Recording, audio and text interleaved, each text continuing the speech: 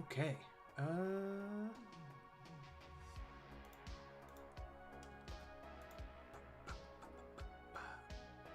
think is this going?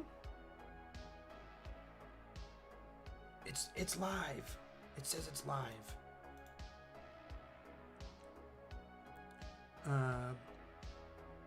I thought I would have to click a button. Hello, hey, what's up? Okay, give me 1 second here. I'm gonna post to Twitter.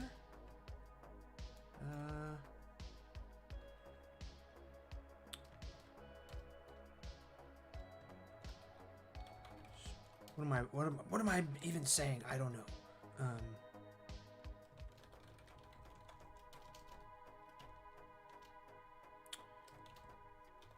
Putting together some zines and talking about adventure writing.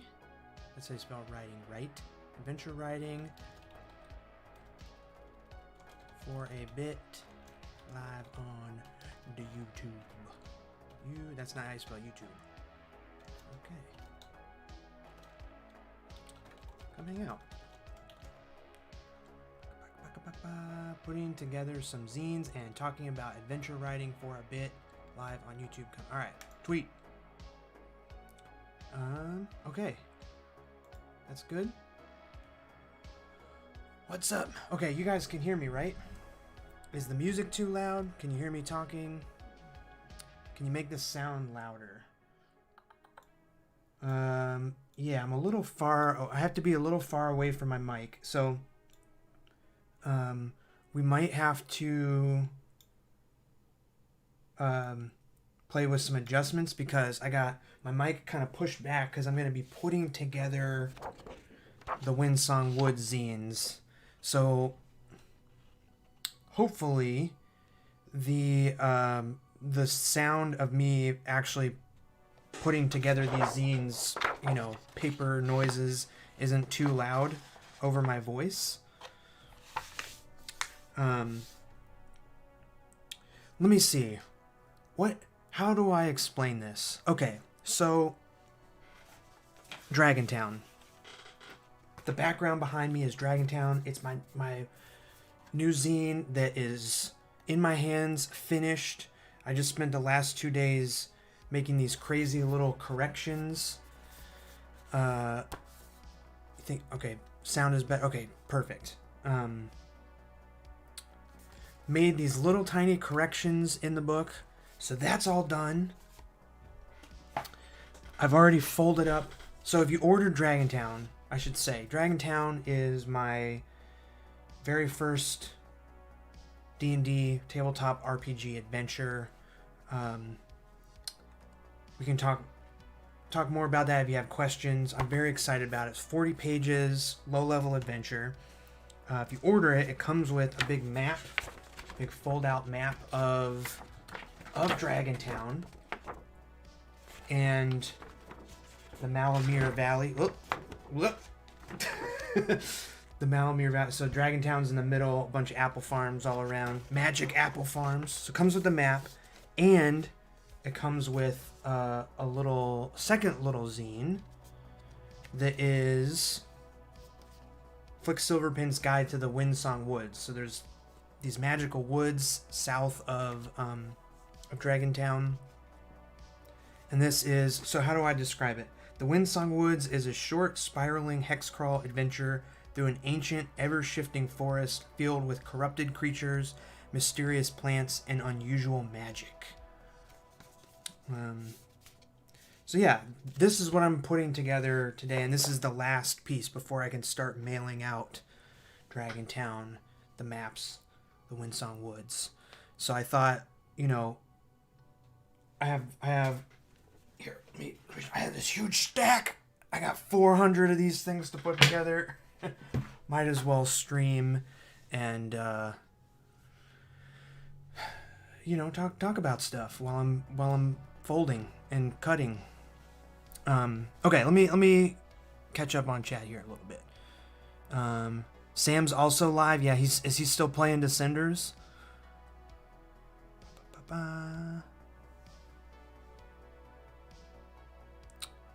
Joshua, super excited about the zine. Yes. I'm in theory, I will begin mailing them out tomorrow. A hex crawl, yes. Okay. So in not my last video, but the video before, I talked about how to make these one-page zines. So this zine that's like 7 pages of stuff is actually just one sheet of paper, and then on the back of that sheet of paper is the hex crawl. So you can see all of the hexes here. Sorry, I was messing with my green screen a little. You might not even be able to hear me. So it's basically a hex crawl is a way for an adventuring party to sort of explore, and so it's like each of these hexes has something in it, and so the party can say, all right, we want to be traveling north, or in this case to the middle of the map. So they want to get to the big tree here, the giant tree in the middle of the map, and so they have to like kind of find their way there. There's an added element to the Windsong Woods that I'll talk about in my next video, but basically it's like what do I say, it takes it takes a certain amount of time to move through each hex. It takes 3 hours to move through a single hex. And then I have my map split up into 4 regions. So like the outer region and then inner, like it kind of goes in. So I have a bunch of different, so like region 1, and then there's, it's kind of hard to see, but there's like 8 different things that can happen in region 1. And then in region 2 there's 6. In region 3 there's 6, and then in the final region is just the big tree and the magical sword.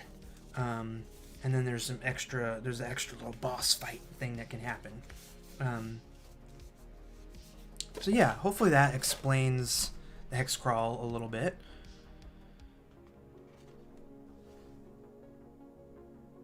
Currently just have the front cover of my one page. Oh yeah! Dreadbolt, you're making one? That's awesome. That's what I like to hear. Keep going with it. And send me pictures on Twitter or Instagram, or email me when you finish it. I'd love to see it. Yeah, the hex crawl I think is really cool. So I will say that the reason I made Windsong Woods a hex crawl, so it's like a hex crawl with a twist. Like you can't actually, the players can't actually say like, I want to just head to the middle of the... I apologize, I'm going to be looking down pretty much this whole time because I gotta fold these things. Okay, so I'll share the whole backstory. My pal Scott and I were designing a Legend of Zelda inspired RPG. We were actually making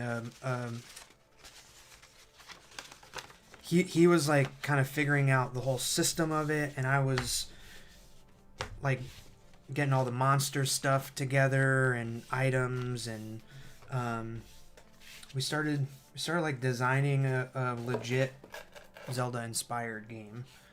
And then like kind of all of a sudden a bunch of other Zelda, not a bunch, a couple of other Zelda inspired games came out that were doing pretty much exactly what we were making.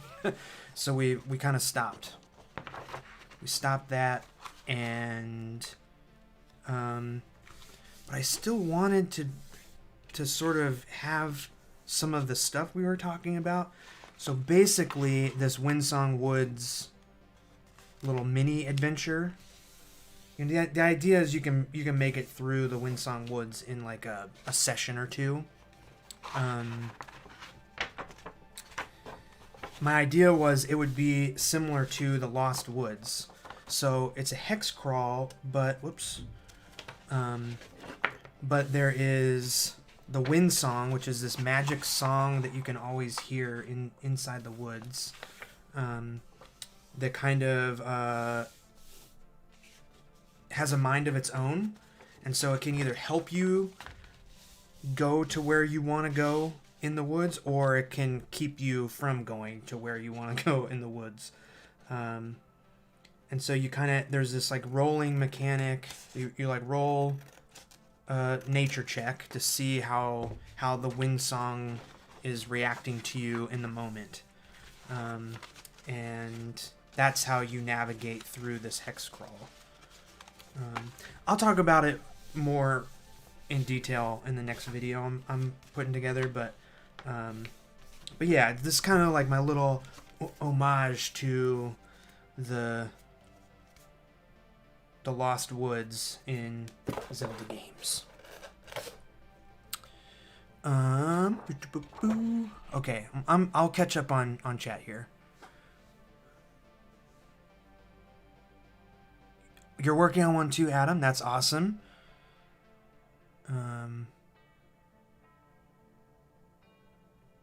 Went into the Sharpies and Prismacolors. Yeah, that's the very first comic I ever made was all with Sharpies. So that's a great. It's a great, like, especially if you're gonna be like photocopying or making copies. Great tool to use.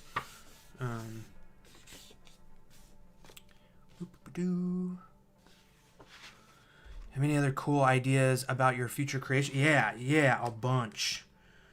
In the shower the other day, I figured out.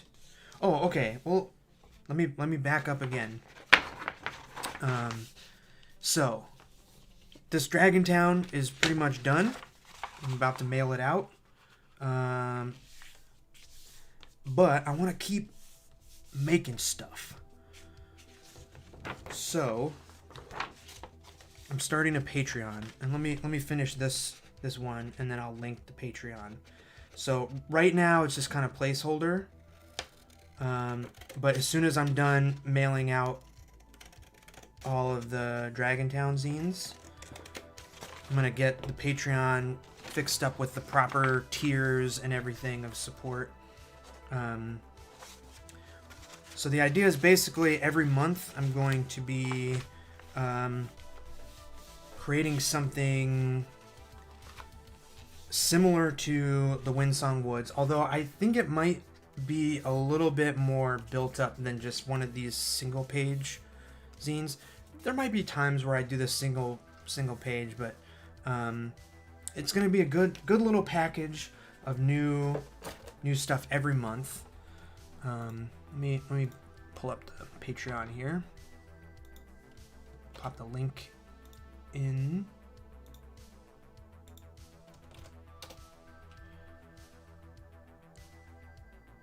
Why is it highlighted weird like that?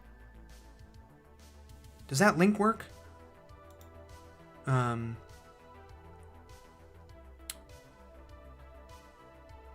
guess I can click it, right?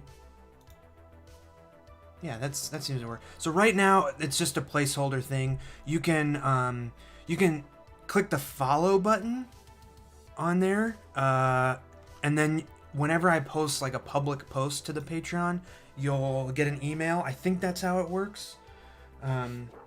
So you don't have to like pledge anything now, but soon in September, which starts tomorrow, I'll have everything laid out on there, and it'll make a whole lot more sense. So there's going to be a digital tier where you'll get PDF and of everything each month, and then there'll be a mail tier where I actually mail you the physical zine. So the way Dragontown kind of ends is like you can. I mean, it's kind of up to the dungeon master, but you can just end it, or you can keep it going by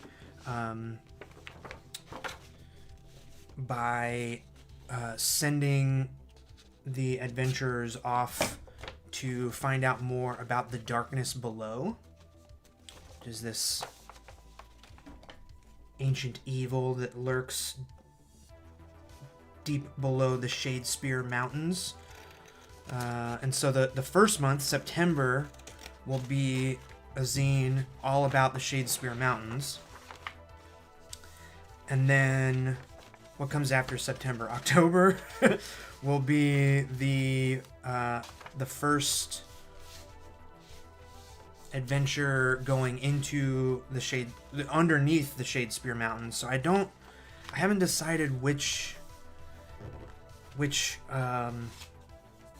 so basically every month it's gonna go like further and further down until finally meeting the darkness below. And so yeah, there's the Shadespeare Mountains.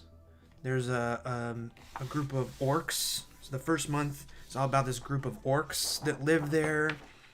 I haven't totally figured that out yet. Because I'm trying to make these orcs interesting. I have a feeling they're gonna be cool. They have like cool spears and stuff. And yeah, then going underneath, there's some kobold stuff. There is the Cult of Eternal Night, which is really cool. So in the shower the other day, I just like I came up with the whole thing about the Cult of the Eternal Night. They're these bat people. That one's going to be really fun. I don't think that's going to be October, although that would be a good October, Halloween kind of, bunch of bat people. But yeah, I got all kinds of stuff planned. And then I'm also gonna do some other, I have a little list of just like fun monster ideas and fun magic item ideas. So sometimes I might do like a little zine that's just a bunch of like a little monster manual kind of zine. And then I also have an idea that came up on the last live stream about a Ghostbusters game. I've been thinking about making a Ghostbusters game.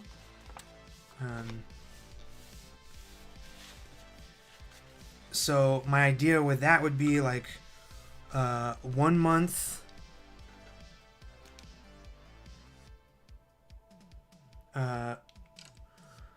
One month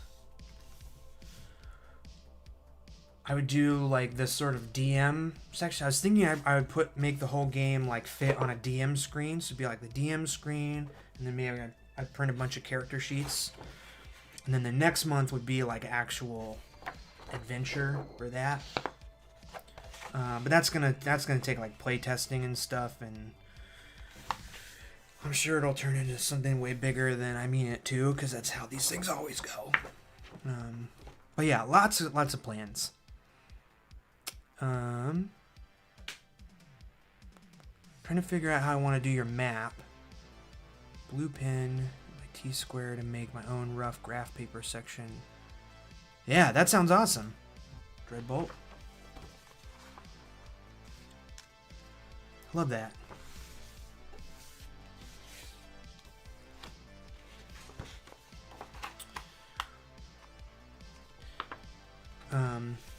So yeah, I'm gonna do a video about hex crawls and this Windsong Wood zine.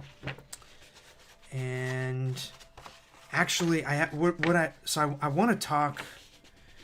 Also, if you have any questions or anything, just I might kind of babble on, and it might take me a second to get to a question, but hit me with some questions. I'm here to chat, so if you have any, And also, how is the sound of the paper and everything being folded? And is it annoying? It's probably not. Probably a little too aggressive to be like ASMR-ish.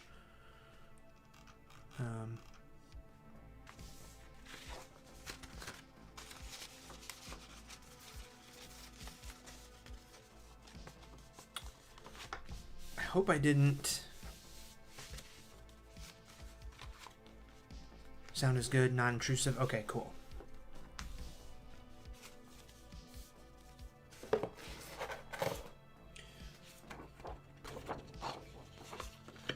Thank you, thank you, thank you. Okay, good. I was a little bit worried about that.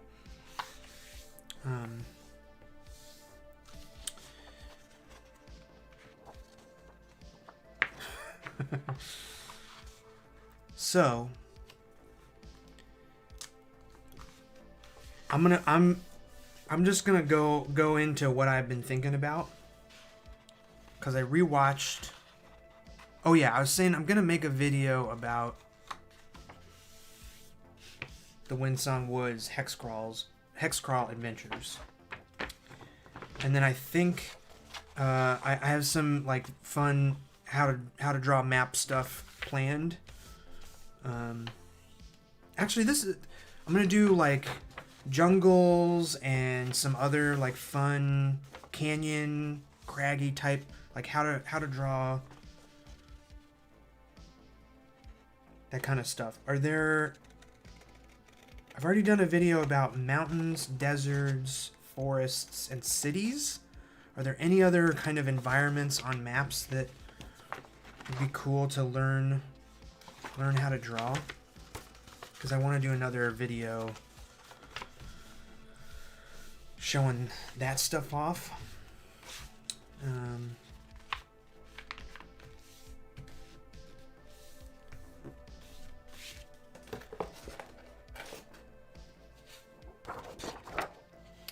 Just about to ask about Matt. Yeah. Yeah, I've been so preoccupied with the Dragontown stuff that I kind of haven't had time to do the map stuff. But so part of this Patreon thing is that, each adventure is going to come with a map. So the Shadespeare Mountains, I've been looking at like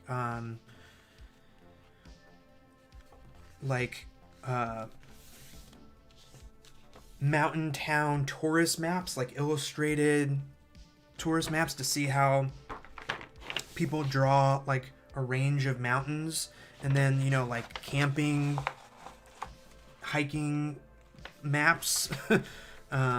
Just to kind of get an idea of like how I'm gonna draw the Shadespeare Mountains.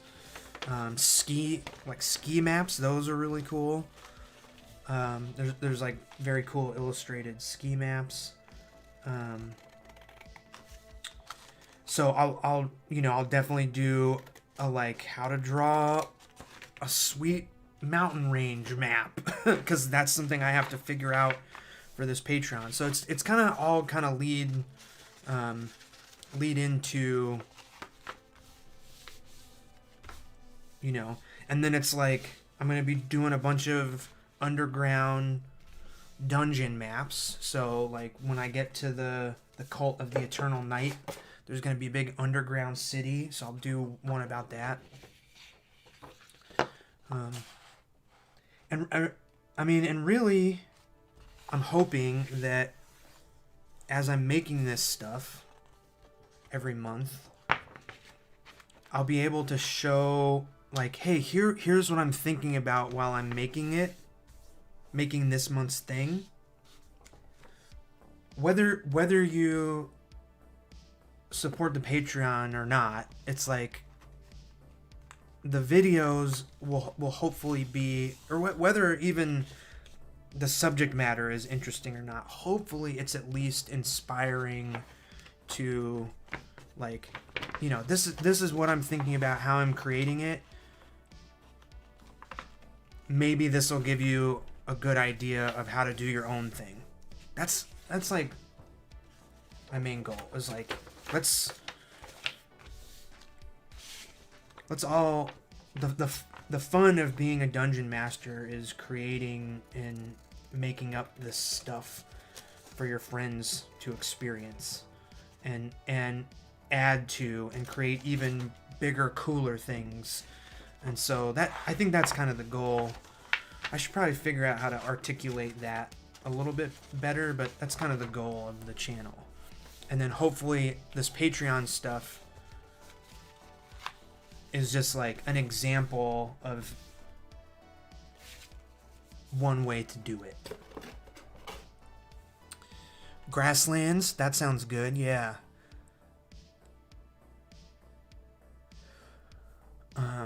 What's your advice for running a Kickstarter, Patreon business, any stage of the process, how to start, how to finish, anything in between?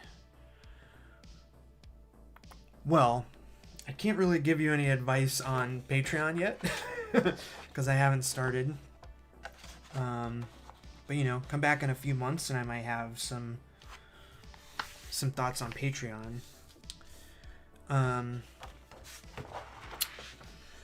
As far as running, so like running a Kickstarter,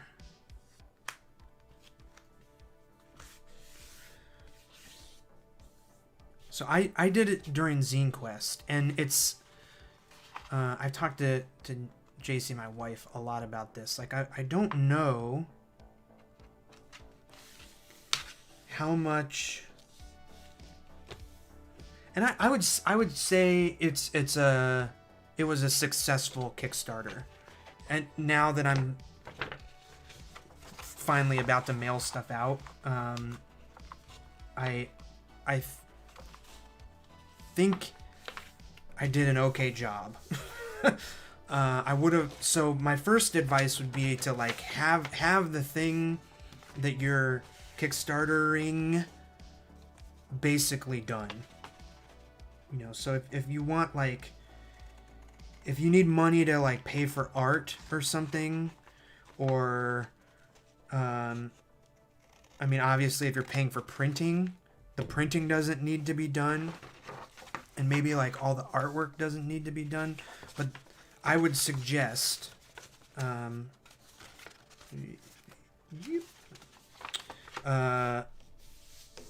I didn't have Dragontown completely written when I launched the Kickstarter because I wanted it to be a part of Zine Quest.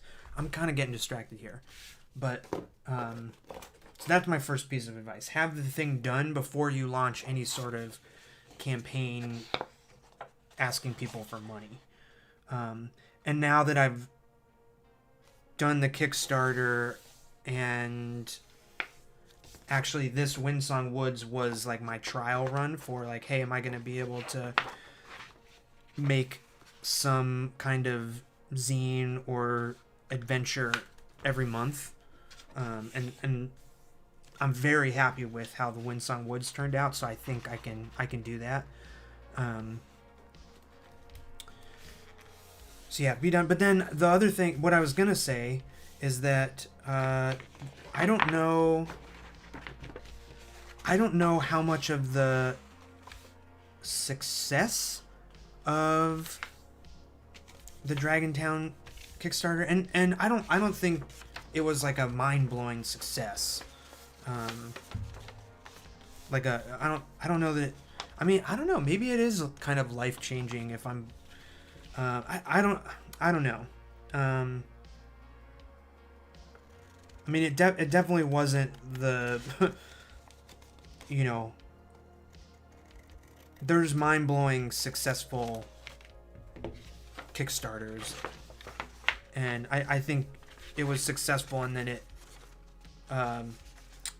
made the money I was asking for and reached all of its stretch goals, and it made a lot more than I thought it was going to. But I don't know how many of the people that backed Dragontown on Kickstarter were like you folks that follow the YouTube channel, or how many just saw it as a zine quest, as part of Zine Quest.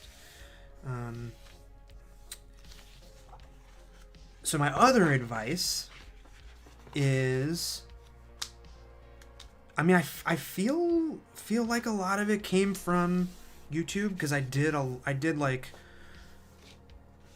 a month's worth of kind of pre-promotion for it, and then I've been talking about it for 8 months basically on YouTube. So my other advice would be to, if you're gonna make something, make, and I think, like, I've given away a lot of information and knowledge, and like I made a couple of one-page dungeon type things and just gave them away, and put my ideas about creating for D&D out there on YouTube and on social media and stuff for free, a bunch, so that way people kind of know what they're getting from the Kickstarter. Hopefully, I mean, honestly, I haven't gotten a ton of feedback that lets me know, that like tells me that's the case.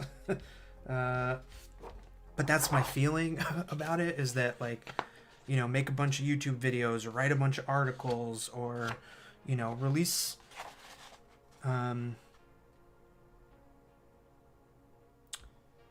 I just started thinking about, like I started playing D&D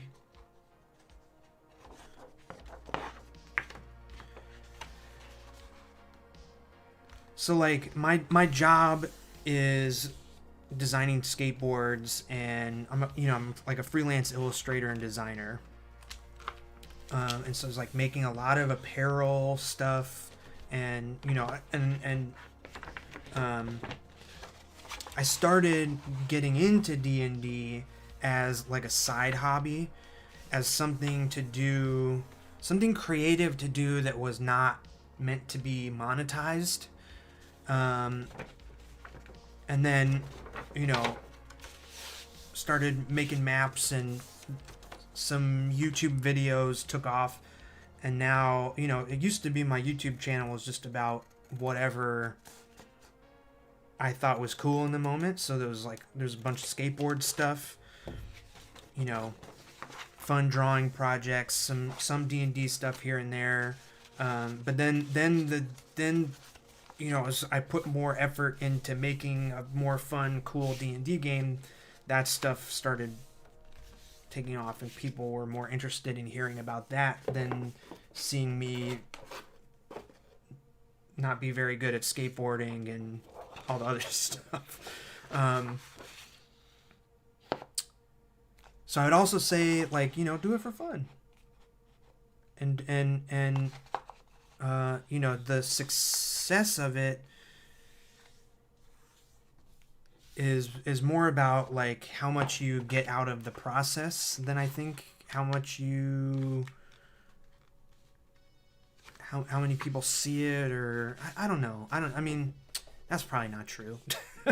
I also don't know if that was a very helpful answer. Put out some free stuff to get people interested in what you're making. And then you'll kind of know when it feels right to say, all right, this project is big and requires a lot of work, and can't just be free.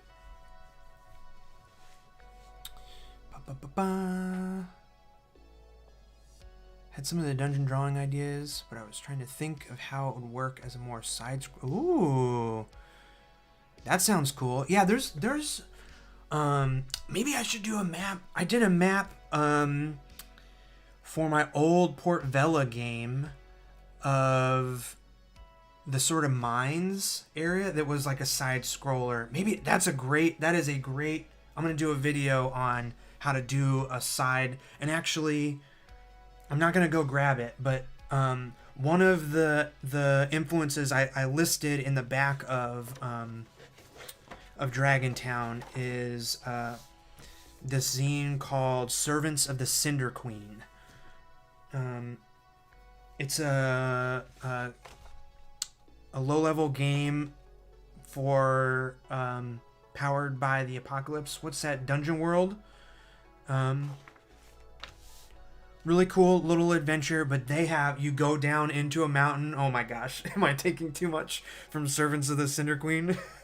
You go down into a mountain, and the map is like a cross section of the map, or of the mountain, that like shows the depth and stuff. Looks super cool.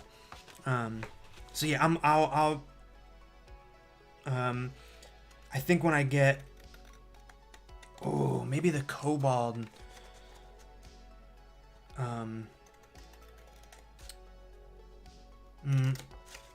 there might be, yeah.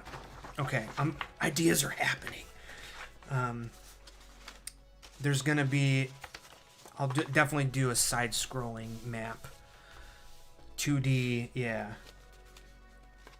Yeah, side view instead of top-down. When the book company doesn't print some of the letters. Oh, yeah, so that I finished. That was I don't know if I even really feel like talking about that. Because I just spent the last 2 days making those corrections. It's just a weird... It's nobody's fault. It's just a weird glitch that...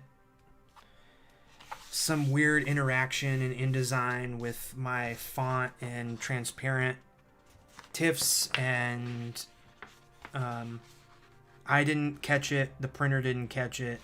So, I could have reprinted the books, but that just felt like a huge waste. And it would, it took me 2 full days, and like, my hands are a little sore to fix it. But I think that's better than waiting 2 or 3 weeks to get new books. Wasting all of that paper and stuff. Like, it just didn't feel right to reprint. So, is my solution perfect to like actually re-letter it? No, but now that I've mentioned it to people, you'll be able to tell. But I think for the most part, people won't really be able to tell. So, do I have a complete concept of an adventure before drawing the maps? Or do the ideas come up during the drawing process? I tend to kind of plan things out quite a bit. I think that's something that like you kind of decide for yourself, like what works best for you. But I'm a over planner kind of person, so I gotta be pretty like locked down. So I'll do sketches that are very rough and like where I'm not thinking about like the size of each room or necessarily how they connect or maybe I guess how they connect, but like not exactly, like, oh, this room needs to connect to this room, but not like there needs to be 30 feet in between the room, like just real rough sketches, and sometimes that can lead to new ideas. But when it's time to like draw the map, I kind of have it figured out for the most part. I'd like to start with lists of stuff.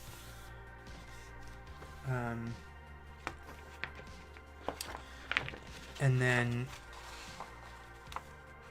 like start with a list, do like a rough sketch plan out thing, and then kind of the way I kind of do things is like start broad.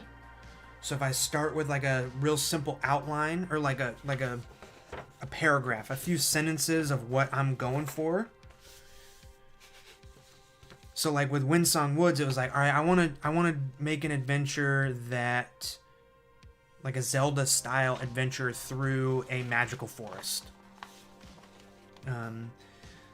Start with that, and then you kind of get a little more detailed. So it's like, okay, there's going to be a big tree in the middle of the forest that knows some stuff.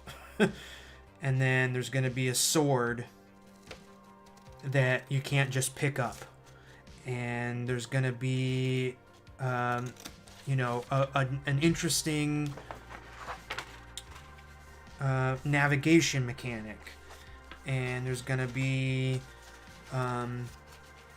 some wolf creatures and some bat creatures and a giant pig creature. And then I start, like, you know, you just like get more and more detailed as you go. And then usually the same goes for making the map. So it starts with, like, I mean, and the Windsong Woods isn't like, that's not the best example because it's just like a big hex crawl, big chunk of forest. And actually, this map isn't exactly like it's not exactly what the shape of the forest. This is more to show the, like, rings, the regions. So like the outer region, and then it, you know, it kind of like gets darker as it goes in. But I imagine it's not just a big chunk. It's like a more actual looking forest type. Does that make sense? This map isn't representational of the actual, like, land mass of the forest. Anyway, hopefully that answers the question. I don't know if it did. Let me know if it didn't. Any tips on dealing with arm injuries from drawing? Oh, that's tough. I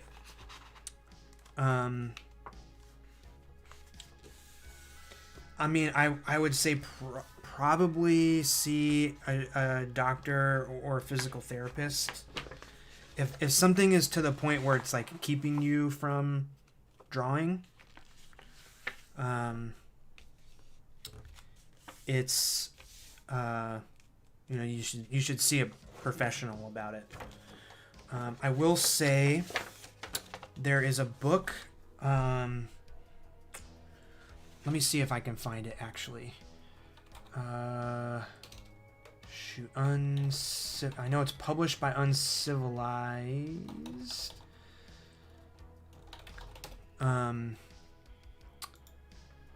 So it's a book by a cartoonist who... oh gosh, there's a lot. Oh boy. Books. A cartoonist who... it's all... Oh, geez. It's not even on here. I can't think of the title. Like, it's not even on the tip of my tongue. Shoot. I think this is important, so hold on. Let me go. I think I might know where the book is. One second.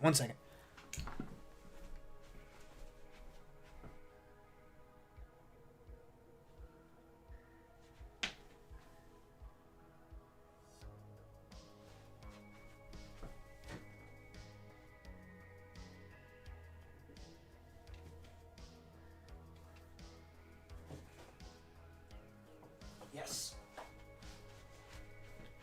Okay, I got it.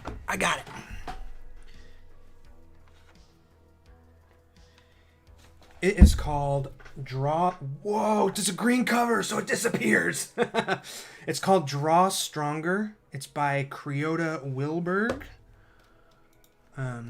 Draw Stronger by Creota Wilberg. And it's... I mean, it's a comic, but it has It has stretches, like this is the one. This is the one right here. It's got stretches of how to yep. These are the 2 pages. Right here. This is what I do. The hand pull back and then the thumb pull back. You know, and it's meant, it's I don't know if she's a massage therapist and an educator in health sciences. She actually came to my grad school and like taught us some of this stuff. And then she wrote a book about it. And it's awesome. It's exactly what you need. Let's see. Someone commented in a video, it's fun to have unique fingerprint on your copies. Yeah, Joshua. I mean, that's a to go back to making the corrections. I definitely, I come from making mini comics, and I have always loved the idea of I wrote the story, I drew the story, I did all the layout, I printed it, I assembled it. Like I have touched every part of the process of making this book that now I'm gonna hand to you personally, whether it's in person or mailing it to you. That's always been like kind of a special, like magical thing that I've loved about making this stuff. That being said, making a correction in a book is not the kind of personal touch that I would like to have. You know, so like I think I kind of learned, like I was thinking for a minute, oh, I could sign every one of them and like do a little Gotland drawing or something, but like I don't think I can. Like my and maybe if I hadn't had to do those corrections, like that's kind of more the personal touch I would have liked to have made. But yeah.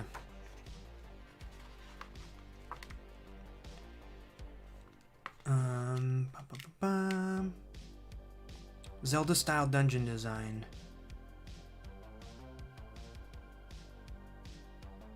Float. Yeah, I mean, I think so. Like, I feel like I heard somebody talk about this in a YouTube video or something, like Zelda style dungeon design in RPGs. And I mean, I think there is a lot to learn there. So like going through those Link's Awakening dungeons and like thinking about that is an awesome exercise. I think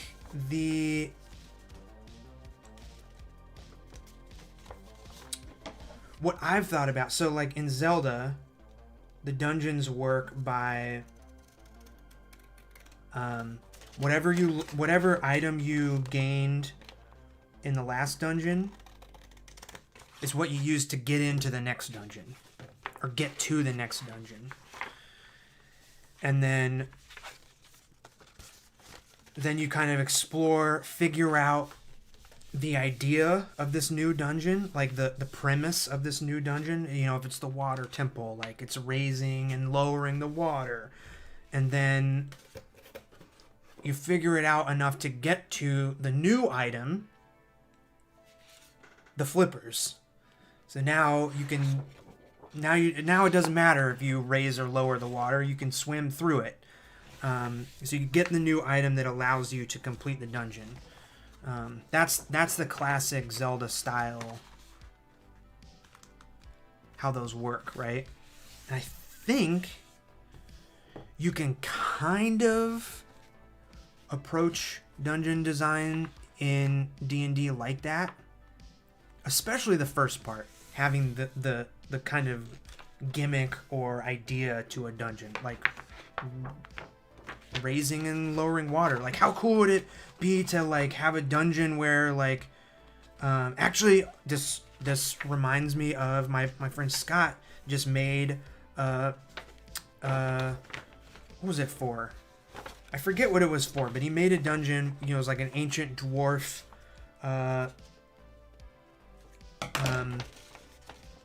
vault that you know, something went wrong and a bunch of fire elemental kind of stuff got summoned, and you go in trying to get this treasure, and then once you get the treasure, the lava starts rising and you got to get back out of the dungeon before you get swallowed up by a bunch of lava. Like, that's a super cool concept. For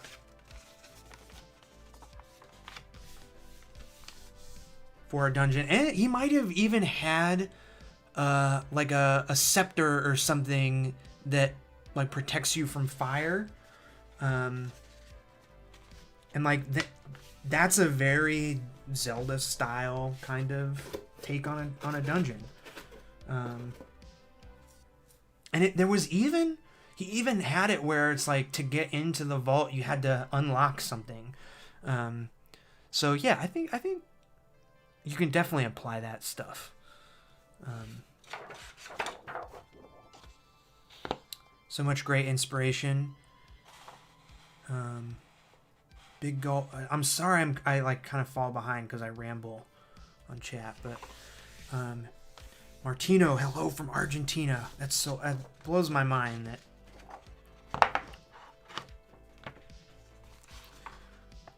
How cool is it that we can be talking to people on the other side of the world? It's so cool. Pinch nerve in your shoulder. Yeah.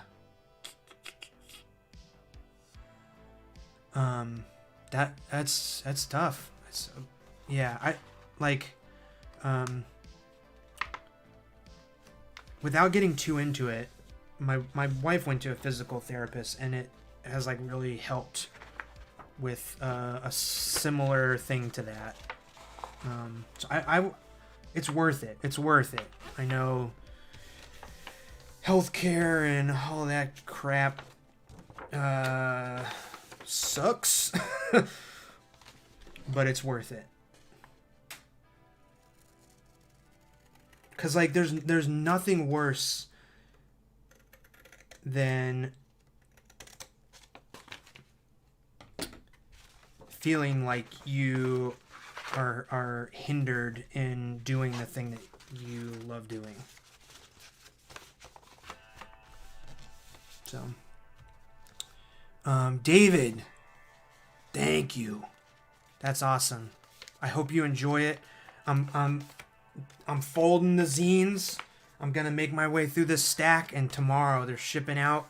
I gotta do the Kickstarter people first before I do the pre-order people. But it's by I'm gonna say Monday, Tuesday next week at the latest is when it will leave my house and be on its way to you.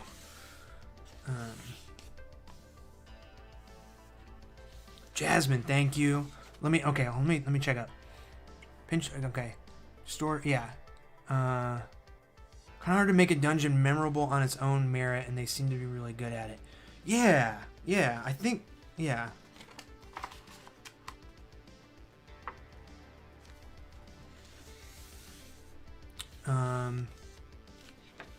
Jasmine, I appreciate it.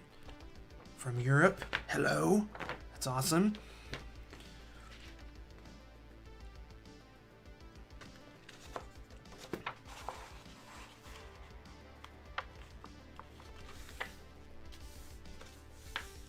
Cheers from Finland. Dude, this is crazy. That's awesome.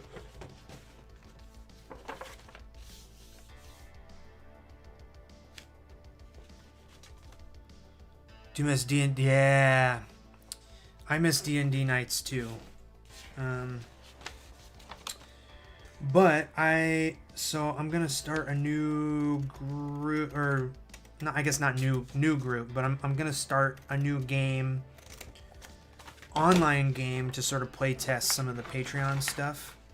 So it's not gonna start with the Shadespire Mountains, because that's already in the works, but it's gonna start underground once you go underneath the Shadespire Mountains. And then I have an idea for another an in-person game with my first group of my revived friends here. That Ghostbusters thing, I think they will all really like, so I'm gonna test that out on them. Yeah, so JC, yes. Hello from Brazil, dude. Yes, like legit blowing my mind here a little bit. I was telling JC the other day, like, you know, the Kickstarter was like so cool, like, so like, you know, if I make a YouTube video, it's okay. What I'm about to say, like, I'm gonna sound like an asshole for a second, but it'll get there, and I realize that I am a little jaded about some of this stuff. So, I was telling JC that, like, you know, I do a YouTube video, and it gets between 1,000 and 2,000 views, which, if you think about it, is insane. Because, like, I don't think I've talked to 1,000 people in my entire life. You know what I mean? Like, and so, like, if you think about it, I'm having a conversation kind of with somewhere between 1,000 and 2,000 people. And that's, oh, what's up, Steven? That's awesome. But then you get kind of jaded because it's just a number. Like, from my end, it's just a number, right? And I just see, oh, I get this many views per time, and like that, if you stop and think about it, it's awesome, but you get kind of jaded. And then it was kind of the same with the Kickstarter. Like, it's mind-blowing for a second. It's like, oh my gosh, 299 people like paid money to support this project that I'm doing. Like, that's crazy. And it's crazy because it wasn't even done. Now that it's done, you know, I get it, but like, people are like taking a chance on me, and that, like, it's crazy. But it's still just a number, like that, you know, 299, like, it's not, I'm still like removed from it, right?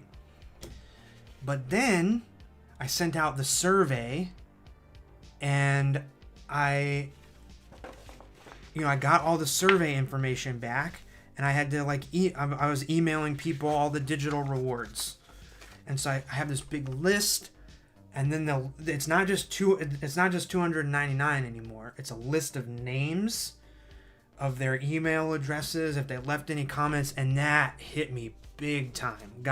I got kind of emotional, like borderline tears, sitting there, like, going through emailing everybody, because then it was like, these are people. These are actual people, and it kind of hit me like how cool all of this is. And so I have not done a good job of communicating with the backers and everybody. I've been so focused on making the corrections, and I need to do a better job of communicating how maybe there's going to be one more YouTube video, or I guess when I launch the Patreon, I'll do a video about all of that, cause you know, I got some feelings. It's like a really big, and like I need to do more stuff like this where I can talk to everybody, because like this is super cool. Okay, let me catch up here.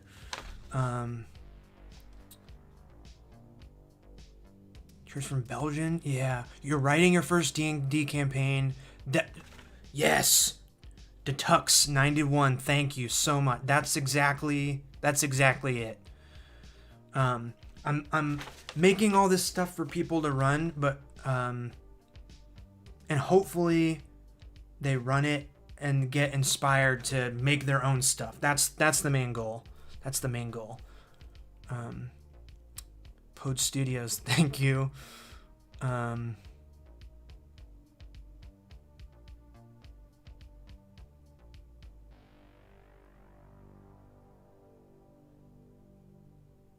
Oh, I'm so happy you're in here, JC, to answer this stuff. Steven, how you doing, dude? Everybody, if you like comic books, click on Gutter Pop Comics, their name, and subscribe to their YouTube channel. So this is like my friend Steven. He owns the he likes to joke and says, I think we determined he was like the 14th. When I walked in, he was like, welcome to the 14th best comic shop in North America. And I was like, psh. And then he kind of settled on the 7th best, but I think it's the best. The best comic shop in North America, Gutter Pop Comics. But if you like comics, go subscribe to them on YouTube, because Steven does this wonderful thing where every week he runs through all the new comics that he gets in the shop. And I love watching that stuff. He's also a dear friend of mine and an extremely thoughtful human being that... and if you want to order comics, gutterpopcomics.com. That's where I get them from.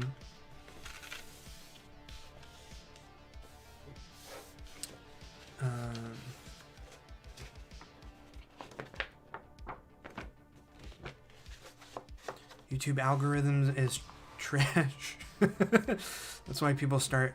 YouTube is not creator friendly. I mean, I kind of agree, kind of disagree. And I, you know, speaking from a place where, you know, I don't. I make an extremely modest amount of money off of YouTube. Like nowhere near the amount of money for the amount of effort that I put into it.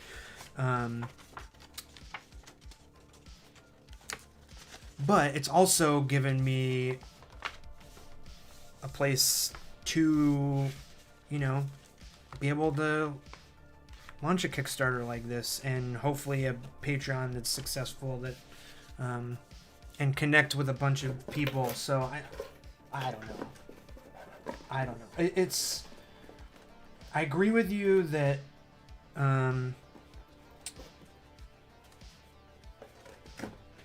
it rewards people that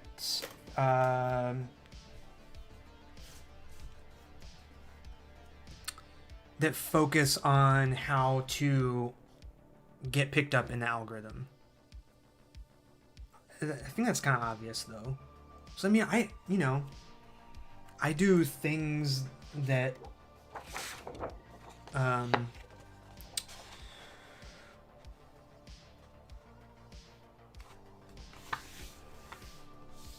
don't even know how to say it. I do things to help myself. You know, to I don't know how to say it. I do things that the algorithm likes, or at least you know, from what my friends who are very successful on YouTube say the algorithm likes. I just listen to them because they know what they're doing. So, you know, it's stuff like if you make your videos longer than 8 minutes, you can get the mid-roll ad breaks. And so the more ads YouTube can show, the happier they are because they want to show ads. And so if you make videos that have the mid-roll ad breaks, then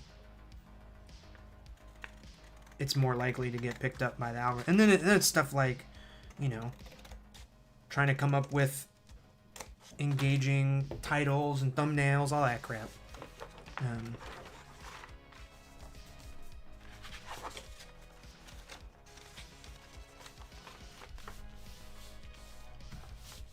I agree with you, but I think there's also more to it, because it's also been a wonderful way for me to connect with people.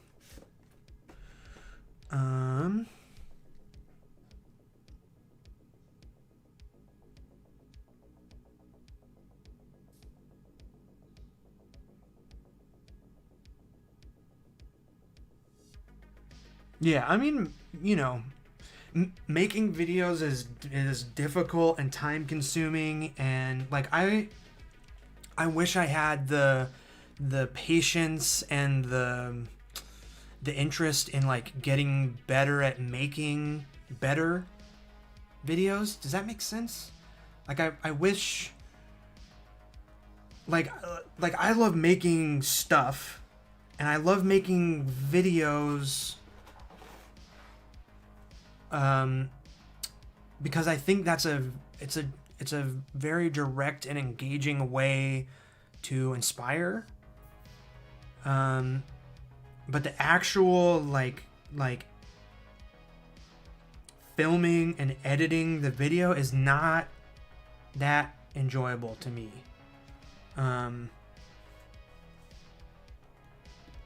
Which if I wasn't making stuff in the video, like if I wasn't making a cool map, or, you know, talking about something that I really wanted to talk about, like I wouldn't be making videos.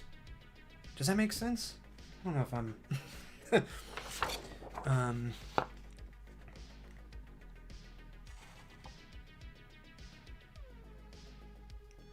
anime thoughts, that's awesome. Yes. Yes. Can you tell us what the gig is? Antonio, thank you. My dungeon and my draw. That's awesome.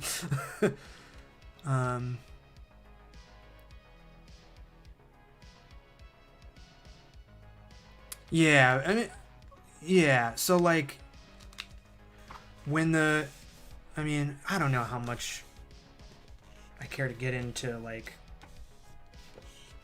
YouTube stuff, but I know like people who did like animation channels, you know, they put a ton of work into a 2-minute animation, and then, you know, the algorithm wants 8-minute long videos, not 2-minute long, you know, so they suffer for that. I mean, that sucks. That sucks for sure.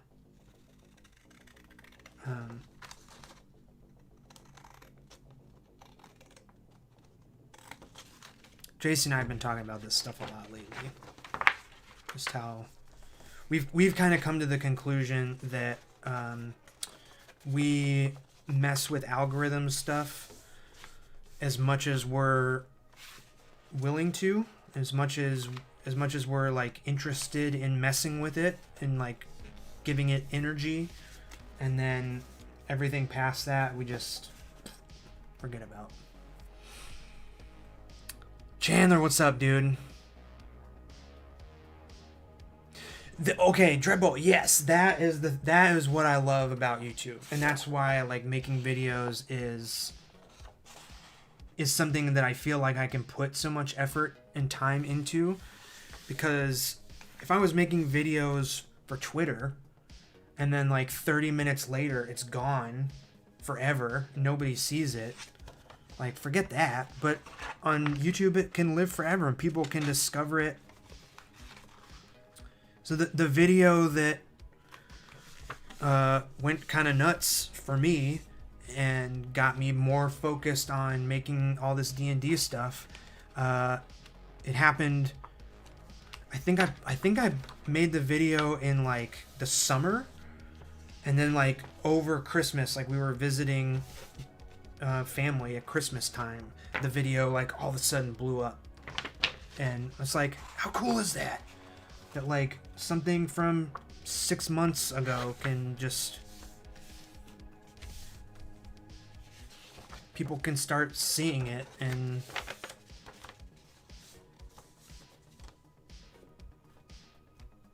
yeah, search has been a big thing for me. That's why most of my videos say how to in the title.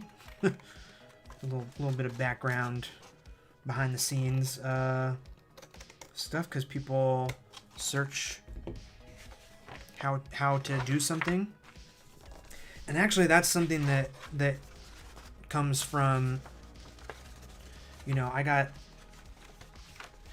all the Revive skateboard dudes. I searched how to kickflip on YouTube, found Andy, the guy that runs Revive, and that's how I, you know, searching for how to skateboard. That's what got me. Anyway,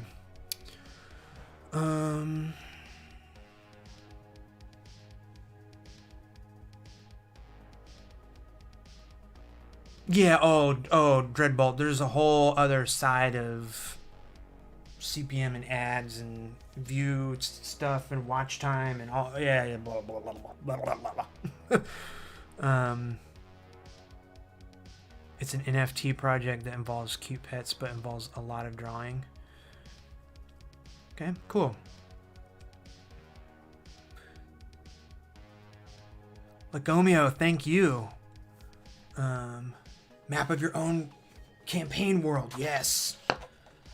Greetings from Germany. Dude, awesome. So this is kind of crazy that so many of you are from... Because, like, speaking of YouTube, when I look at my analytics, it's, like, mostly... It's, like, 90-something% North America. Which makes sense, because it's English speaking. But, yeah, it's so cool. All these people from other places. I love it.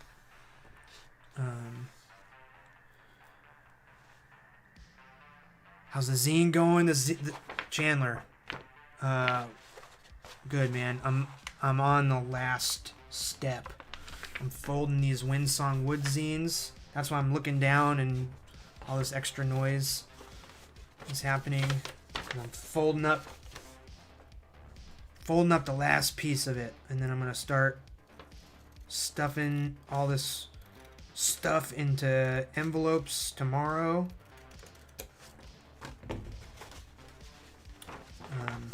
And the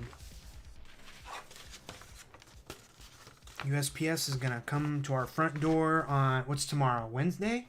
So on Thursday, USPS is gonna come to our front door and pick up as many envelopes as I can possibly make.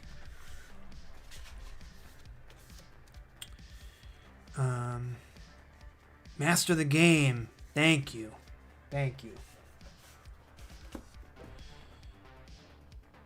Broke down the different characteristics to draw miniatures. Ooh. Yeah. So I want to make another video. That's another one that I have on my list that I got to get to. So that's like the portraits one, I think. I want to do like a full character one. So how to draw like a full, not just a portrait, but the full character.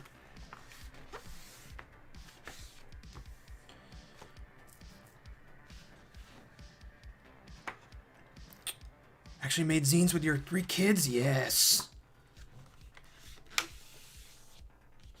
How much time I spent developing Dragontown?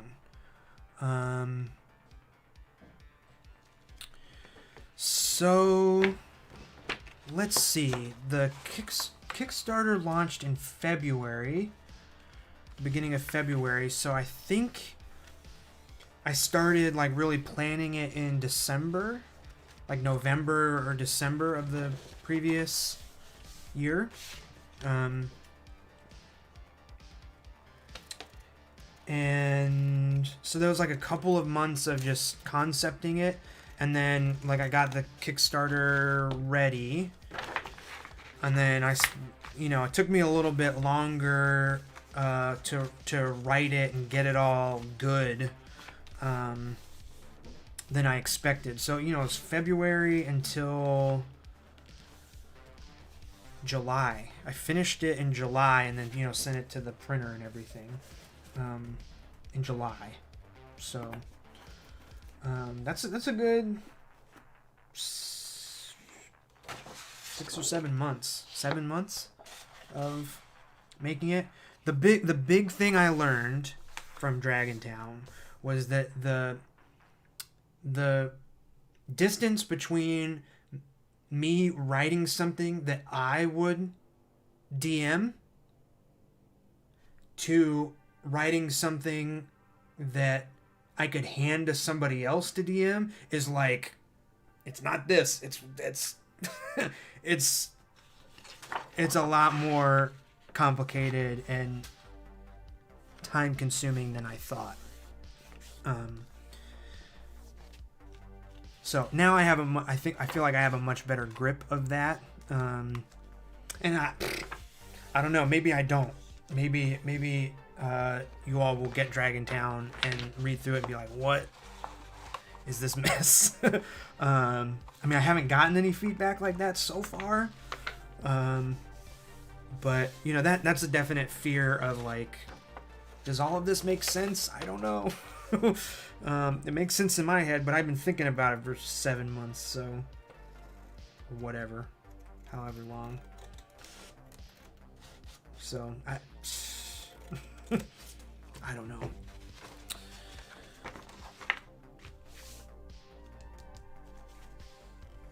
Map making tips, nice. Let me see. Okay, yeah. Michigan, Illinois, France, Utah. From India. Wow. This is crazy. And then, is that Russian? I don't know. Hopefully that says something nice. BRL, is that Brazil? Hey, Chandler, dude, thank you. Felt like a lot of over-explain. Yeah. So, like, there's definitely parts in the zine that I repeat. The like important stuff kind of gets like repeated in different sections. Haiti, dude, this is crazy. SoCal, I mean, I think this is so cool.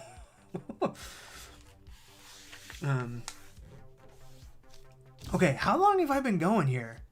I'm not it doesn't say how long. An hour and 20. Okay, I mean, I'm still gonna go for a while longer. I haven't even started talking about the thing I was gonna talk about.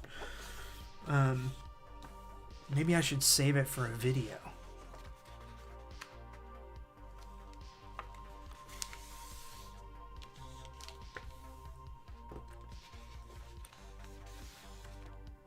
Are we saying where we're from? Yeah, I want to. Yeah, where's everybody from? Canada? Ireland?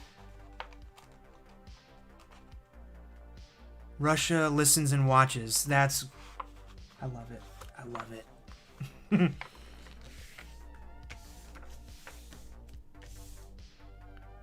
Yeah, it's crazy. Save it for the vid. I kind of. Okay, so I'm gonna talk about it because I don't like fully have my yeah, so diverse. That makes me so happy. Like, oh my gosh. I don't have my thoughts fully. Like, if I tried to sit down and write a script on this stuff, I don't know I mean, I could work through it, but okay. Basically, I just rewatched the Hobbit movies while I was making all the corrections on Dragontown. I rewatched all 3 Hobbit movies, and then some other stuff too. It took that long. So, and this stuff about the Hobbit, I don't think would even be in the video. So I'm going to talk about the Hobbit movies.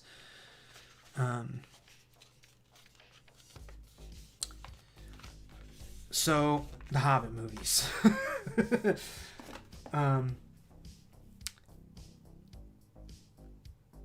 I love them. I think they're fantastic. I say that knowing that a lot of people, especially Lord of the Rings fans, think they're trash. So, the Hobbit movies. The first thing I should say is that I have no idea. You know, I was just talking about, like, the difference between, you know, writing something for, you know, me to run as a dungeon master and then actually publishing an adventure for other people to run. The gap in that knowledge is something I had to learn about. I can't even begin to imagine all the stuff you have to know and deal with to make a movie like that. You know, I can make a little YouTube video of me sitting here in front of a green screen or in front of my shelf. And that's a good point. The last video, what was the last video? Just the video of me flipping through Dragontown. The last video I did, I had to re-record it because I couldn't even get the camera settings to look good of me flipping through. It's like kind of like half out of focus. The sound was all crappy. Like, I gotta learn how to make stuff sound good. I can't, like, and without spending a crap ton of money too. Like, I can't, it's just, it needs, for me to be able to make a video easily, like, it has to, oh my gosh, you guys, it's really hard. Like, my videos don't look that good. They don't sound that good. I appreciate that people can get past that and still watch and get stuff out of them. There's I feel like I'm at the level of video making where, in terms of YouTube video making, where I'm still just writing stuff for myself to DM. I haven't gotten to the next level of, you know, publishing adventures for other people to run as a metaphor for making YouTube videos. I still got a long way to go, is what I'm trying to say. There's a lot of stuff that I don't know about, and there's a lot of things I still need to figure out so that I can just have it set up easy to record, and it looks good and it sounds good. Like, it's that stuff's hard, is what I'm trying to say. And so when I try to imagine what it takes to make a series of 3 giant movies like The Hobbit, I can't even imagine it. I like literally can't imagine what that takes. So I'm not even going to talk about, well, so like, is some of the CG stuff bad and does it take you out of the movie? Yes, definitely. And it's like the second movie, the Desolation of Smog. Chandler, let's have a conversation about that. Like, let's not do it here. Or, I mean, if you want to recommend stuff that so other people can see it, yeah. But I want to, like, talk to you about it. And right now I'm thinking about The Hobbit. But yeah, dude, that would be amazing. That would be awesome, because it's a constant struggle. Anime thoughts. The stream, I'm gonna put it as unlisted. But maybe I'll tweet out a link to it so people can go back and watch. But I don't want it on my main page. So yeah. Me, myself, and I. Hey, thank you for hanging out. That's awesome. Thank you. I hope you have a good day, evening, wherever you are on this planet. Thank you so much for hanging out.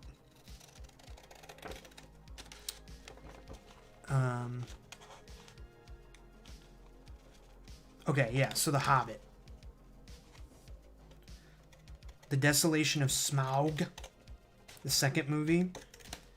Like, I remember being in the theater, and like I said, like I like these movies.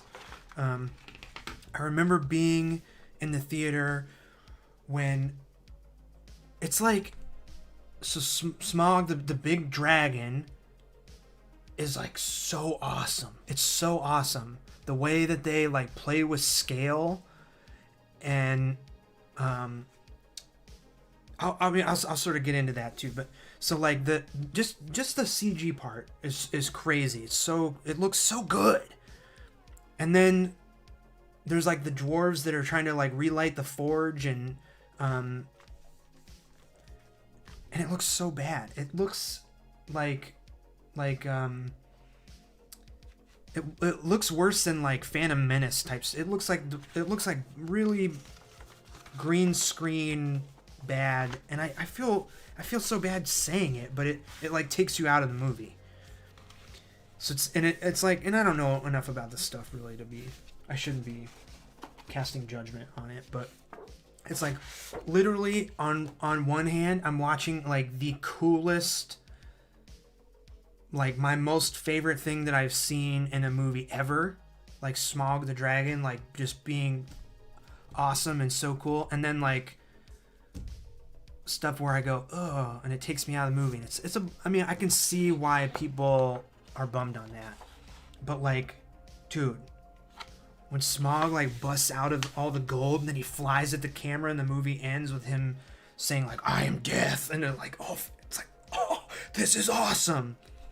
And what I love about the Hobbit movies is that it takes,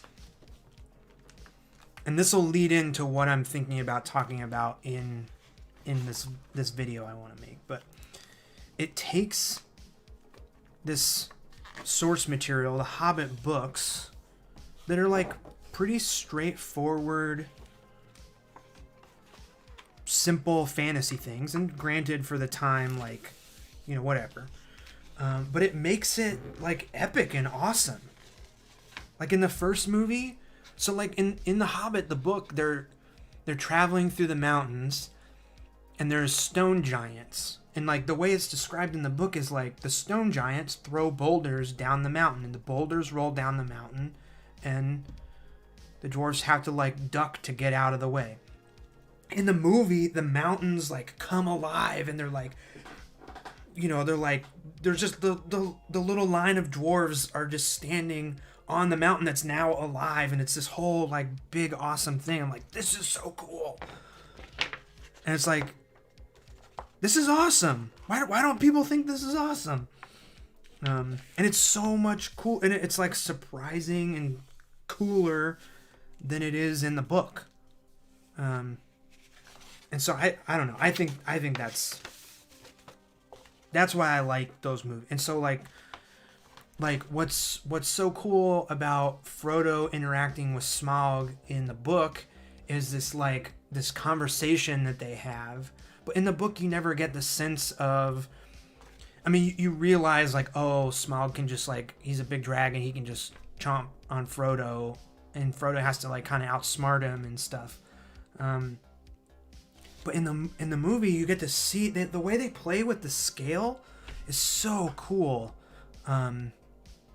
It's really cool, and it rewatching it made me think like, oh man, like that's something I need to figure out and get better at drawing and explaining in these adventures. Like I learned so much just from watching these 3 movies. Not even really watching them because I was doing my corrections and stuff.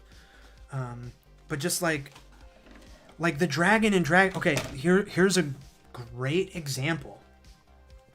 Right? If I could redo this, I probably would. Here's the illustration of the dragon.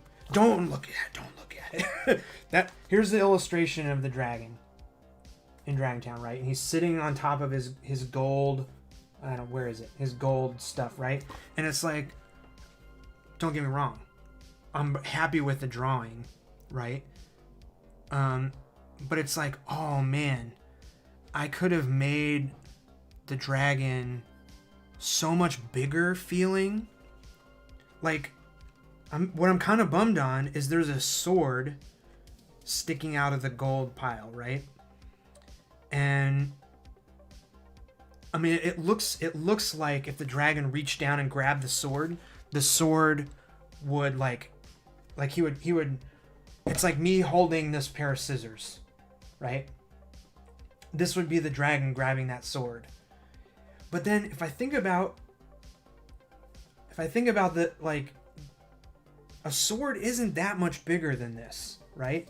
So a dragon reaching down and grabbing a sword should be like, it's almost like the dragon can't grab it. It's too small. That's what I should have been thinking about, is the scale of this dragon. Like I didn't scale him right. And the way that they showed the scale in the Hobbit movies was really, really cool. Like there's a part where Smaug is like flying over, he's like flying through the dwarven tunnels, and there's like walkways going everywhere. He's flying through and he's looking for the dwarves, and the dwarves have split up, and like, there's some hiding over here, and there's some that have like gone up on this pathway, and they're up on this pathway and they duck behind. They're like on this raised platform that goes all the way across this giant hall, and they like kind of duck behind one of the pillars, and it's like they are totally out in the open, and like us sitting behind the camera that's shooting them, it's like, oh my gosh, they're out in the open. But then when Smaug flies across, it's like, oh wait, no, from his perspective, they're totally hidden because they're so small. It's because they're so small, not because they're like hidden. It's because they're small and he's huge. And then the whole conversation where he's like talking to Bilbo. Did I say Frodo earlier? Anyway, it's so cool. It's so cool. And there's tons of stuff like that. There's also a lot of wacky stuff too. Them floating down the river in the barrels is wacky, but it's fun. It's fun. Like just messing up a bunch of orcs that are they're like bouncing in and out of barrels, and it makes no sense, but it's fantasy. Like if I think about, I get why people are like, this is too wacky. I understand that, but when I think about running a D&D game, it's like having a cool in-barrel chase scene down a river would be awesome. And how stoked would the players be to like do that? They have to worry about drowning and getting shot by arrows while also like fighting off this horde of orcs. Like, that sounds sick.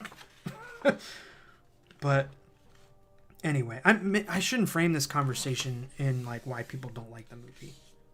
I should be talking about it like, this is why I like it. But I also want to acknowledge it's not perfect. Do a barrel roll. Yeah, dude. Okay, let me... 8-bit homemade trading card game. That sounds fun. What's up, Starship and Steel?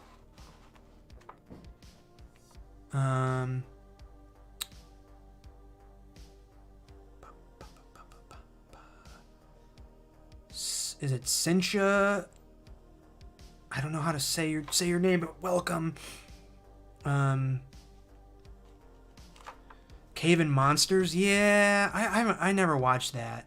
That was all the like part of the Satanic Panic stuff. That Cave and Monsters about the guy dying in the underneath the school or whatever. Dreadbolt, if you're still here, thank you.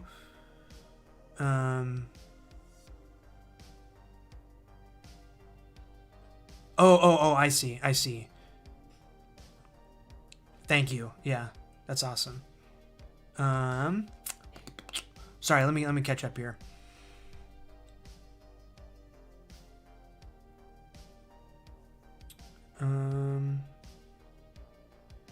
Scene between Gandalf and Galadriel when Gandalf talks about the way small every day. Yeah, okay, so that's funny. That scene, I remember walking out of the movie theater being bummed on that scene. Because I was like, man, why does Gandalf have to... He turns away... He's having a conversation with Galadriel, and he turns away from her and looks towards the camera to say that. And I was like, man, he just, like, said what the movie was about, like, directly to the camera. I don't know.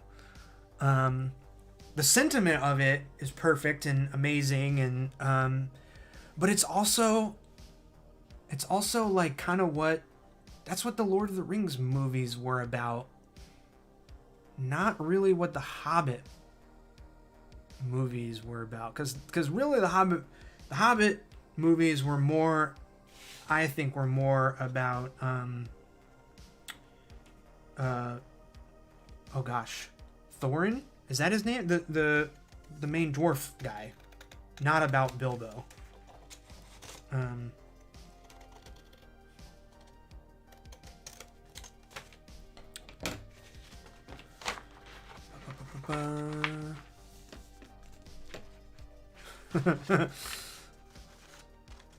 Fell asleep halfway through Hobbit. Yeah, so I mean that's fair, dude. They're long movies. Maybe it's a giant sword. Yes, I like that. There's also gold coins and stuff too, though.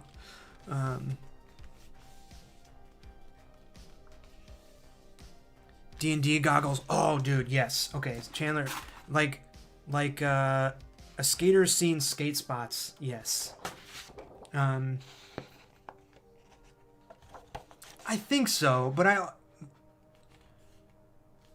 yeah, I mean, I like that analogy. I don't know if that's totally right, because The Hobbit isn't a D&D game.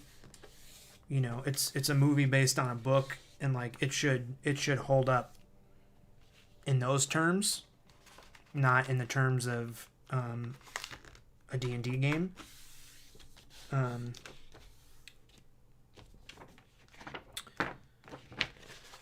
And whether that's successful or not is up to whoever's watching the movie. I get inspired by it thinking in terms of D&D games, which is an easy thing to do because, you know, The Hobbit and Lord of the Rings influence so much of what D&D is. So there's a relationship there.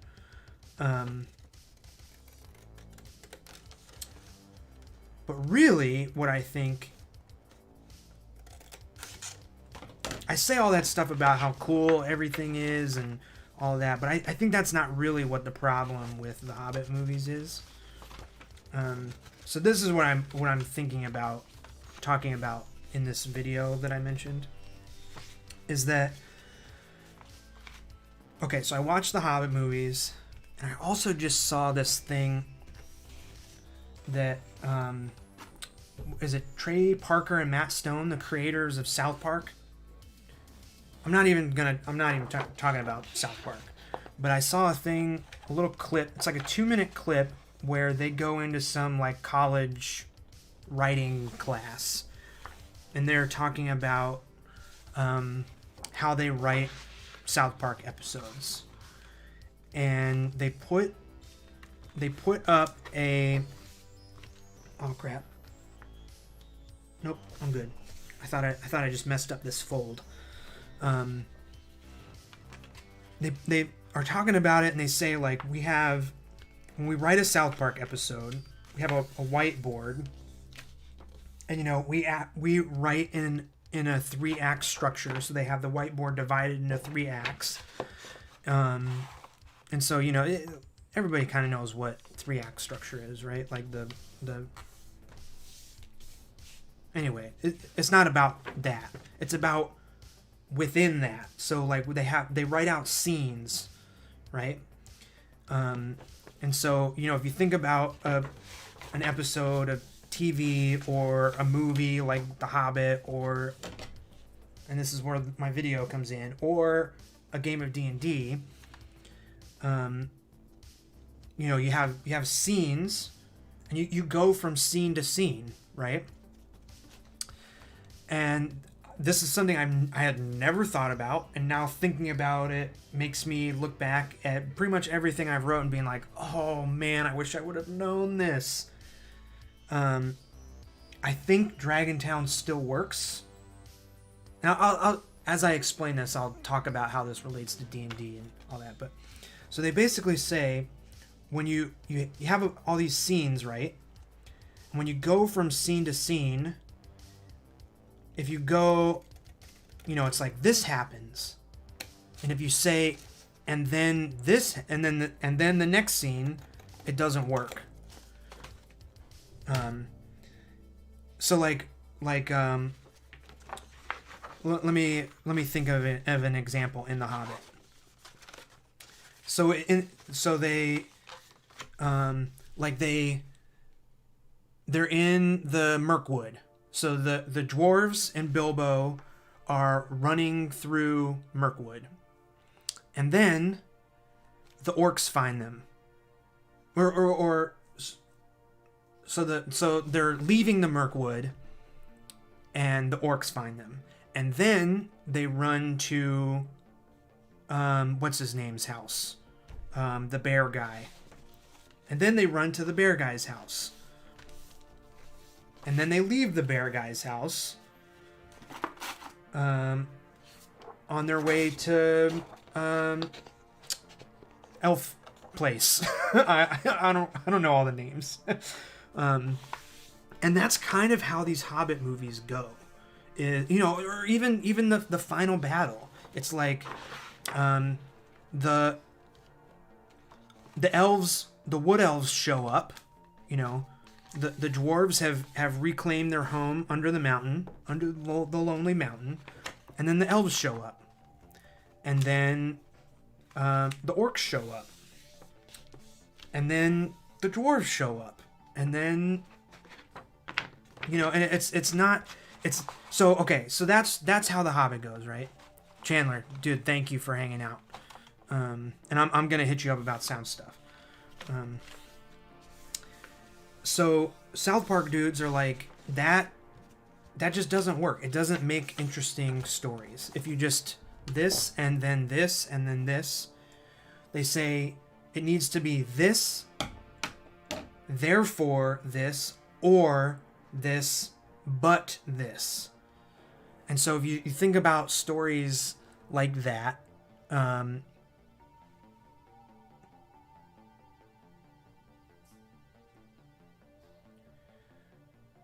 that's if you as long as you create your sequence of events and they relate, or they're caused, like the next sequence of events is caused by something in the previous sequence of event. That's how you make a good story. I think, like I said, I'm still cranking on this in my brain, but I think that's the way to say it. So, like, it would be...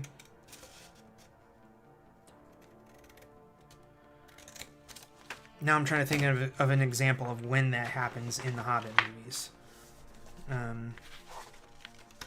Oh, okay, here's an example, right? So, Frodo is having this conversation with Smaug, and Smaug is like, "Why shouldn't I just eat you?" Sorry, here, let me. Mazes and Monsters. Maybe I should look at Mazes and Monsters. Detux 100% agree. Ian McKellen Gandalf can basically do no wrong. He's... Yeah. I totally get it.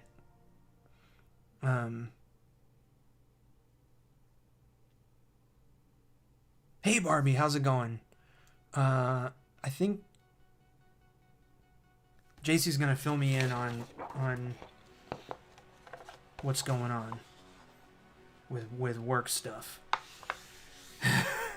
Hey, that's awesome. Thank you.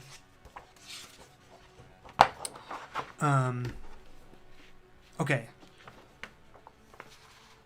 What was I saying? So Bilbo's talking to Smaug, and he says, I forget what he says exactly, but basically Bilbo's trying to like convince Smaug why he should let him go, which there's no reason Smaug should let Bilbo go. Like, he's trespassing and he's trying to steal the Arkenstone, the dwarves thing. And Bilbo tries to deflect a little bit, and he makes a mistake and mentions Lake Town, which is the human settlement across the lake from the Lonely Mountain. And Smaug gets pissed, and that's when he bursts out. Wait. No, he mentions the dwarves somehow. Maybe it was the dwarves that mentioned Lake Town. They're trying to... They say something, and Smaug gets pissed. Anyway, somehow in there, dwarves, Bilbo, Lake Town... Smaug figures out, they slip up, and Smaug figures out that Lake Town has something to do with why these people are trespassing and trying to steal his dragon stuff. And Smaug remembers that the people of Lake Town have tried to kill him in the past. So, the dwarves trespassing in their ancient home. I mean, are they trespassing? Aren't they? I don't know.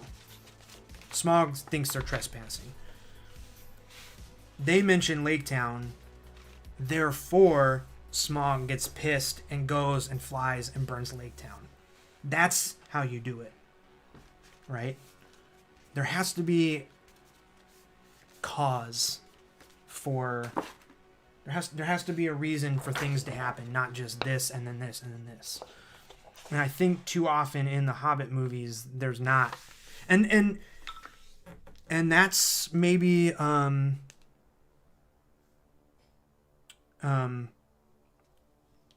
that's maybe not a fault of the movies. That's probably a fault of the source material, the book, I would say. Dental hygiene done. No. I mean, that's good, but I'm sorry you have to do that. The Tux, thank you. Thank you.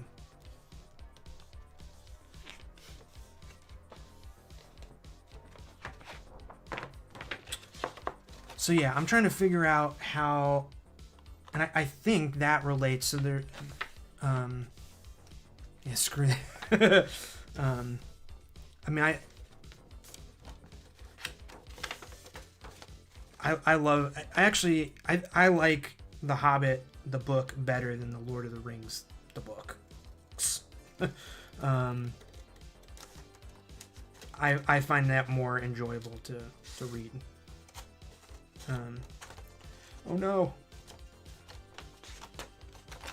And I don't know, maybe that's a little bit more evident in the way I write this D&D stuff too. A little more lighthearted, a little more not that there's not danger, you know, like Bilbo still is you know, there's danger at every turn. But I don't know, does that make sense? Almost 1 a.m. So yeah, now I'm thinking about this stuff. Yes, I watched The Hobbit. I saw this thing that the South Park dude said, and it's got me thinking about writing these D&D adventures. It's like, how do you write something? And this is what the video would be about, so I won't talk about this for much longer. It's like, how do you write something to give... How do you construct your story, which is really when we're DMs and we're like coming up with the adventure for the week or whatever, you know, however, you're coming up with your next session, you're writing stuff. At least for me, I tend to kind of do this and then this and then this. But that's not how it always goes. Or that's not how it should go either, really. Like, you should... And I don't have the answer to this. You should prepare and write things so that your players can make the therefore or but. So you present a scenario. As a DM, you present the scenario. You say, this is what's going on. They have all the information, all the backstory, whatever, and then they have their characters and how they're playing their characters, and they get to act and do things in the scene. And then me, as a DM, then gets to say, oh, because you did this, therefore this happens. Or because you did that, because you fumbled that roll, this happens, but now this happens. And I think so that's the magic of D&D, is when, you know, it's not just me saying this happens and then they do their stuff and then this happens. It's them getting to interact with it and cause and therefore and but the next thing. Does any of that make sense?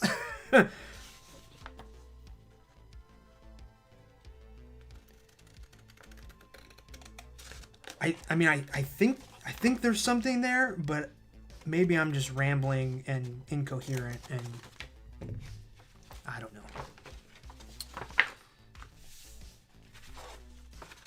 Also, if you have questions about Dragontown, Windsong Woods, D&D, The Hobbit, making videos, whatever, you know, hit me with them.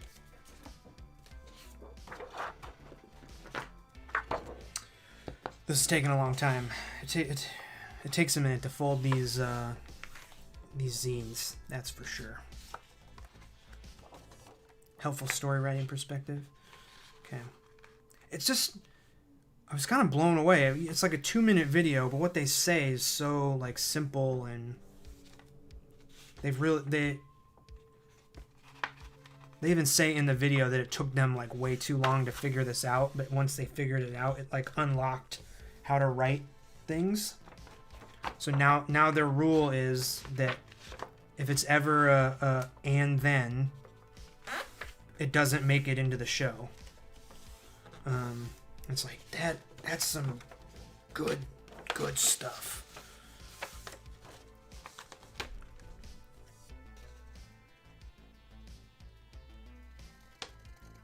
That's the key to, I think, not only writing a good story, but I think that is the key to maybe being a good dungeon master and engaging with your players. Like that's a really simple way of thinking about, okay, I think I just unlocked the video in my brain. Thank you all for listening to the ramble of The Hobbit and South Park writing. Technical questions? Bring on the technical questions. Yeah, whatever. I'm just folding these zines, so let's talk. My favorite place and person in Dragontown. So there is, I don't know, this one just came to mind. There is the cemetery, the Malomir Cemetery, and the gravekeeper is this elf, Thermold Smeet. Oh, my light just went off. He's this kind of crazy, crazy gravekeeper who is concerned about the dead returning, and I think he would be he would be a very fun character to run. That's another thing that I'm gonna focus on in the next stuff in the Patreon thing, is making a lot of the NPCs like fun to actually run. Because I realized, and I'll get back to Thermold Smeet and the cemetery in a second, but I realized that, you know, I made Dragontown, and I think I had to do it this way, but I made Dragontown and I was focused, I was focused only on the players. What would be fun for the players to interact with, to explore, and all of that. But I've kind of realized that most of the people I'm talking to in the videos who I'm making Dragontown for really are the DMs, the Dungeon Masters, the people that are going to be reading the book and running the adventure. And so I need to do a good job of putting stuff in these things that are fun. And I think that, you know, there's a lot of stuff in Dragontown and all the accompanying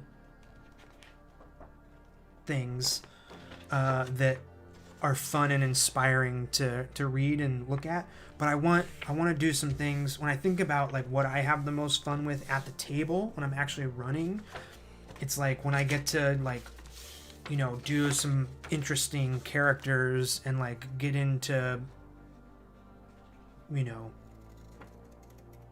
not just having fun scenarios, but like, you know, just making fun characters to play as. So I want to do a better job of that going forward. And I think this Thermold Smeet guy, the Gravedigger in the cemetery, is good. He's fun to play. Because, like, Dragontown is a very friendly, you know, the whole idea is the town is a safe, friendly place that, you know, that has been kind of interrupted. Once the dragon now that the dragon has disappeared, that safety and friendliness is starting to disappear a little bit. And so a lot of the NPCs in Dragontown are friendly, happy people. And that's cool. That's what I wanted, is to create a fantasy place like that. But Thermold Smeet is not one of them. He's been there too long. He's seen too much, and he knows the dead are rising. And he's a little crazy. He's a little crazy. And then likewise, once you go into the mausoleum and down into the crypt. There is a rat named Ratface that if the players can figure out how to talk to animals, they can talk to Ratface. He's fun. There's a ghost of someone from long ago that I think is an interesting encounter. It's kind of an encounter to like give some backstory. If the DM wishes to kind of continue the adventure, they can use this ghost to give some backstory, but also be like a kind of cool encounter that's not necessarily a combat encounter. And then there's also a bunch of zombies that can be a combat encounter with a fun, funny twist to it. So yeah, that's what popped into my head. But I kind of, as I'm explaining this, like I could explain any of the sections like that. There's an apiary where there's a giant beehive, and there's a 3-foot tall. The queen bee, she's pretty fun. She thinks of herself as royalty. She should be treated as such. So that's a fun encounter. There's all kinds of stuff. I'm psyched on all of it, really. So, Jason, how's it going, dude? So excited. All right, I'm folding up these zines. Like I've been saying, I'm folding up the zines. Gonna start shipping books out tomorrow. So, it'll be there soon. Okay, just drew my first fantasy map and did an oopsie. Uh-oh. Is there a way to erase or bleach India ink? Yeah, you can use... there's whiteout.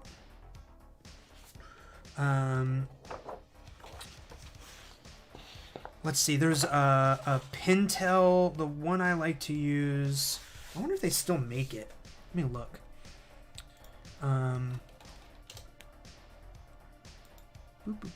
Pentel whiteout.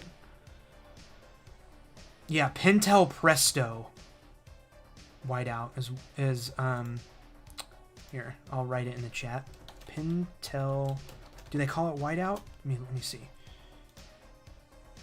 Correction pen white is what they call it. Correction, because I think whiteout is actually a brand. That's what I use on stuff. A lot of people use white gouache. If you can't get that, you can get some white gouache. Works really well. But yeah,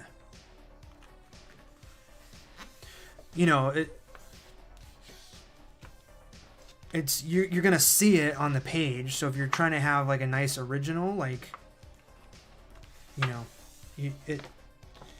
it's not the same as paper texture.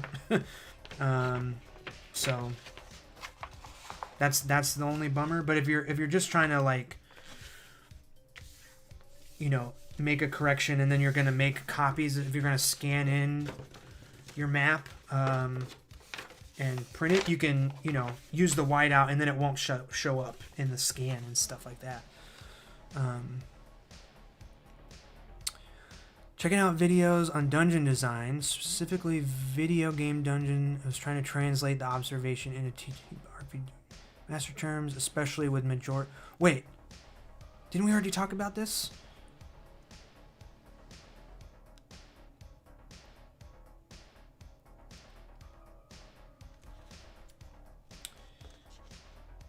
Yeah, I'm interested in.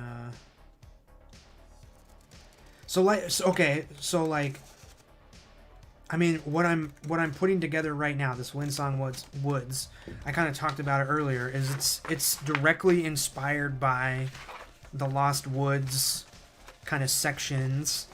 I guess like Link to the Past, maybe, but even in Link's Awakening too. No, it doesn't move around in Link's Awakening, does it? But the idea of a place where, you know, there's magic and north doesn't always mean north. So yeah, I think and my solution to that, maybe not the most elegant solution. So like there's like in the zine, there's this navigating. Whoa, it doesn't like that, does it? Whoa. All right, I can't really show it off very well. There's a navigating the Windsong Woods section, and then there's a chart of how it actually goes. So it says, when preparing to travel to a new hex, make a nature check and consult the Windsong Harmonies table. So if a player rolls a 1 or lower, so this means, you know, like rangers and druids who have better nature stuff will naturally roll higher. And then there's some things in here that will allow for like advantage or something like that if you're helping the forest. So if you roll a 1 or lower, you become frightening. You're terrified of trees. Is what it says. So you're in the middle of a forest and you're terrified of trees. That's not good. If you roll a 2 or a 3, you fall unconscious, which I guess is really not a huge deal if you're in a party full of people. You know, your friends can just wake you up. And then it goes on from there. And so if you roll a 20 plus, then you know what lies in each direction.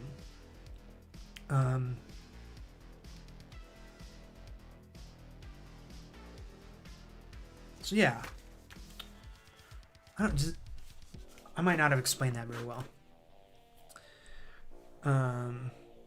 Got something similar. Okay, good.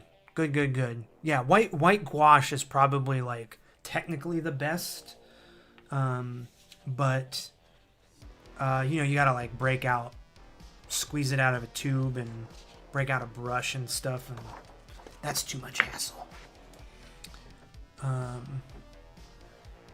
Vinegar essence. Whoa. Hydrogen peroxide. Oh my gosh. Yeah. I wouldn't mess with all that stuff.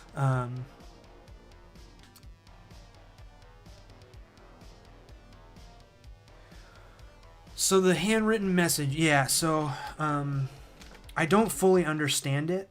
I had a conversation with the printer, and their solution was so like next time if I get it reprinted, their solution was to save it, to kind of like export the files differently, because it happened on their end. So however they saved out my files for printing made it wonky. But basically what they explained was my handwritten font. So I have like a really nice font that looks like my handwriting, and it has like alternating characters and stuff. It's like, it's fancy and cool, and I'm proud of it and stuff. So there's little like call out sections where I use this handwritten font, and the way that it interacts with the transparent, there's like a transparent TIFF underneath it that's like the box that looks like the little note. However, my font interacting with the way that they save out the PDF just doesn't play nice. And for some reason, that means just random letters here and there drop out and just disappear. They don't get jumbled. It's really weird. And it's not specific letters. I don't know. I don't totally get it, but I'm glad that if that happened in one area, it was on my handwritten font, so I can, you know, write and make the corrections myself. I think it's not a perfect solution, but I also wanted to be honest about it and say, like, hey, it's gonna take a couple more days for me to get these shipped because I have to make these corrections. But also, if you get one and there's like a few in there that have like some kind of wonky looking W, because I'm handwriting a size 9 font. So it's not perfect, but I don't, like I've said, I don't think most people will notice. You might get one that looks kind of wonky. Just happens. Hold on, I gotta wipe my nose. Okay.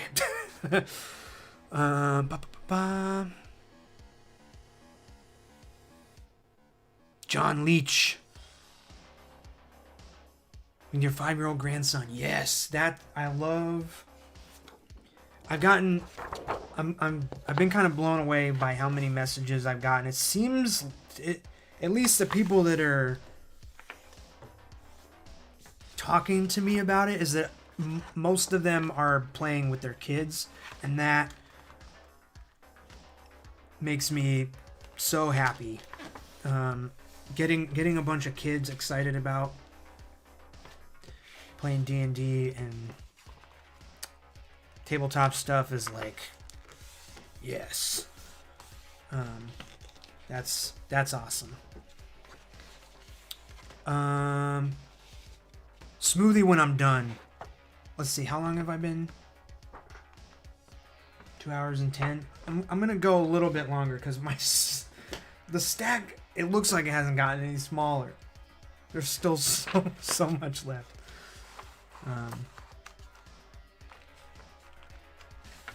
But yeah, on some point I'm gonna have to stop and like make dinner.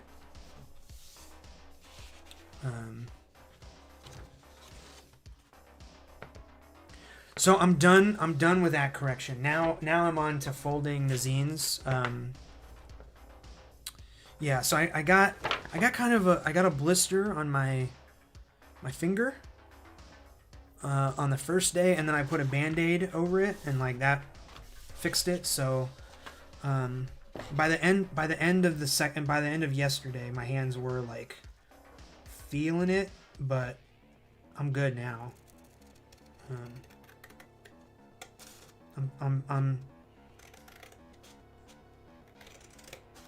It was tough, and actually I've only corrected, what's 4 times 8?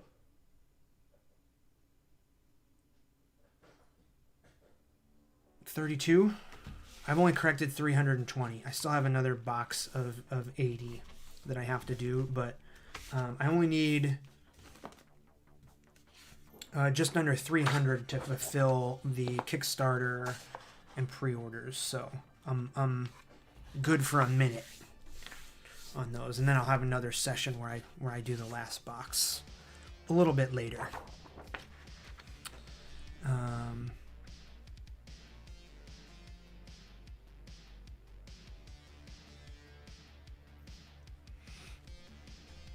Thanks, John. Yeah, I mean, the zine, like, enough letters fell out that it would be, like, there are like sentences that wouldn't make total sense. So I had to do something. Just eat a smoothie.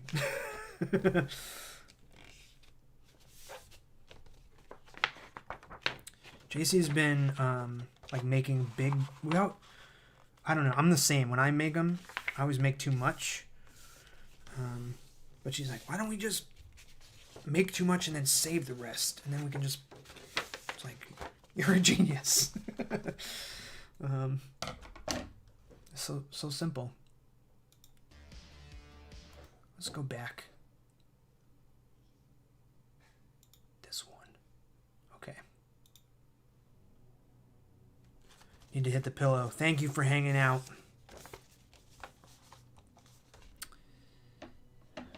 Thank you for the company. I appreciate it. It's so cool that there's so many people from so many places.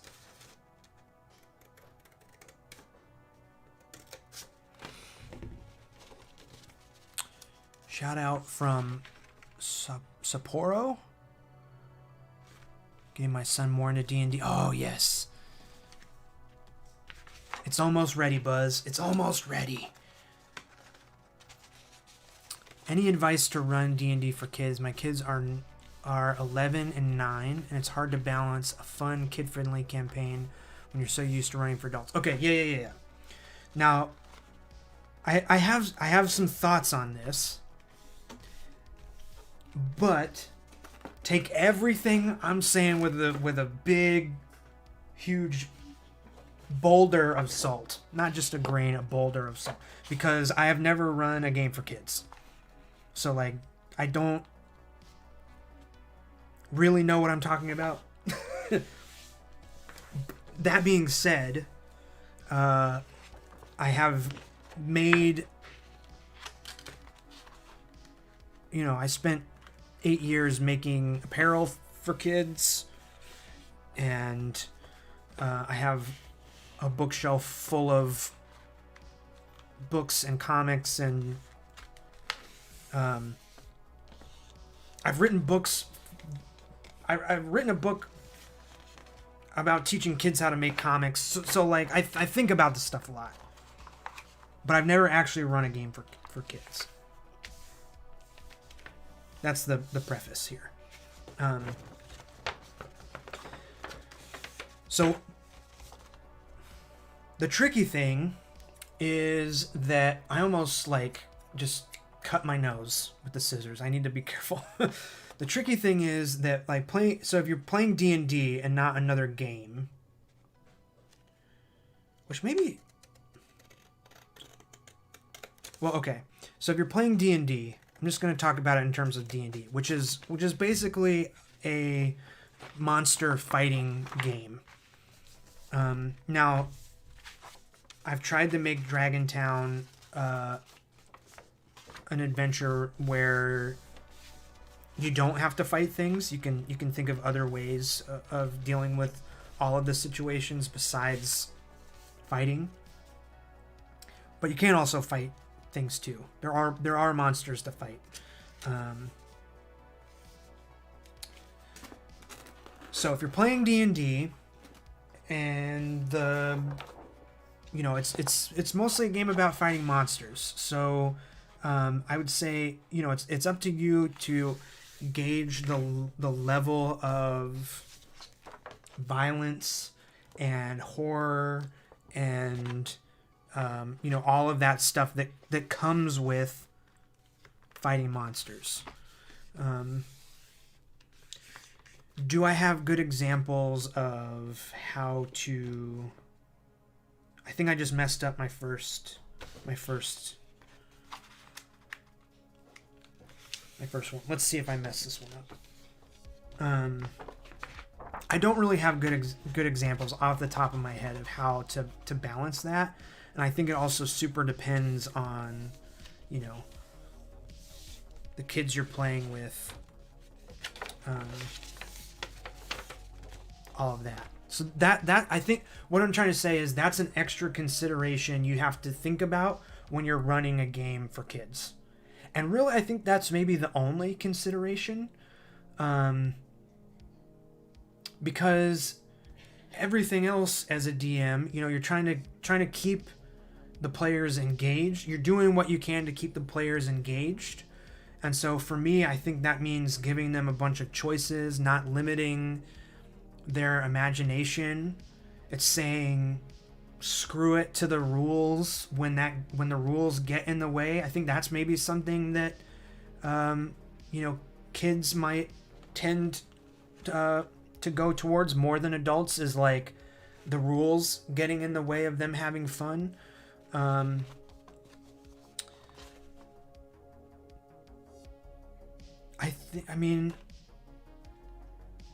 It's like everything you do to make the game fun as an adult is the same stuff you would do to make it fun for kids. I think, you know, whether that's like throwing down some cool miniatures or a map or, you know, and it like showing that you are invested in their characters, doing things to make cool moments that only, you know, like kind of pick out each kid and make a cool moment for each of them, you know, like it's all the same stuff. Someone made a TTRPG specifically to get kids and forget the game now.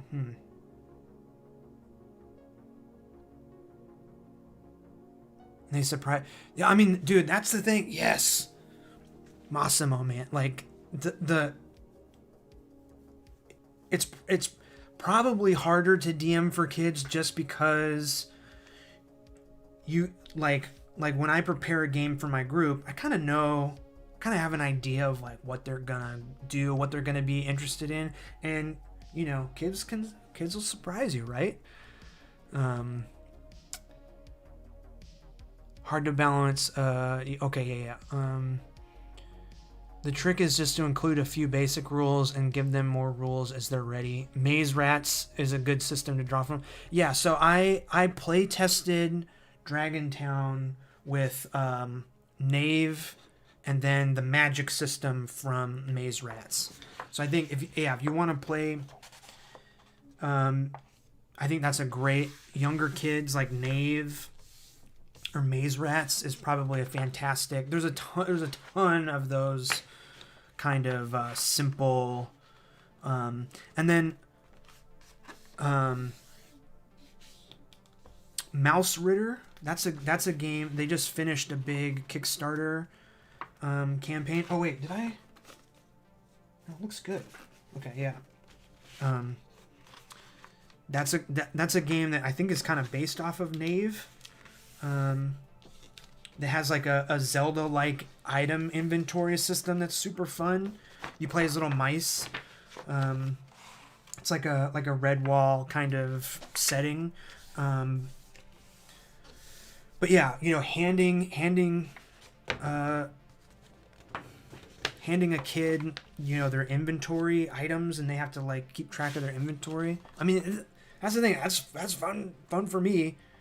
I don't know. I think kids, it's the same. You just have to be a little more careful with like the violence and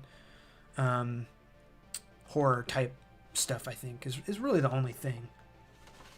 And let them surprise you.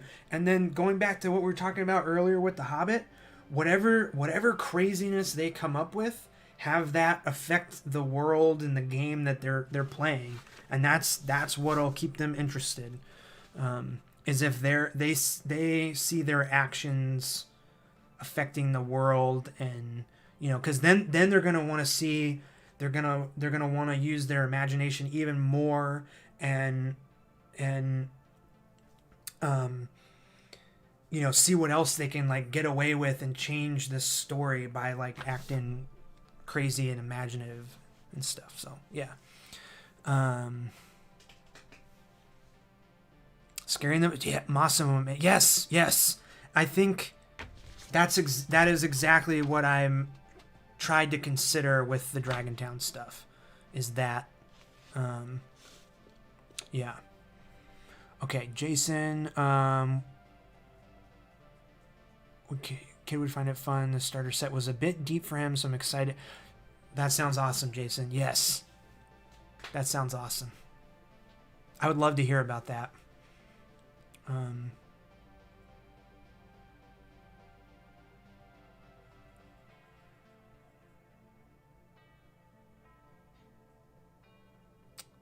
Buzz. Yep.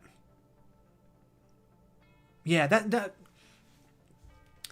I the more and more I play, the more and more I like don't care about rules. which is weird. So that was actually a challenge for the zine, is like giving monsters stats and stuff. I don't know. Like I don't know, man. I don't.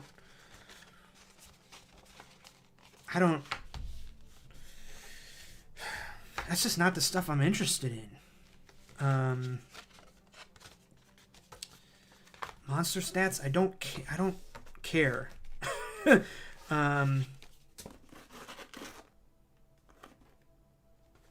it's not like fun for me to create and think about that stuff.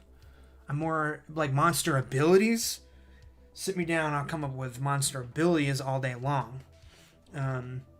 That stuff is fun. Thinking about how the monster can interact with the players in a fight, out of a fight. That stuff I love. Number of hit points, like I don't care. I don't care. Number of hit points. I mean, this is something I would never say to my players, but number of hit points. The monster has as many hit points as it takes for either an epic moment to happen or I see that they're starting to get bored. That's how many hit points a monster has.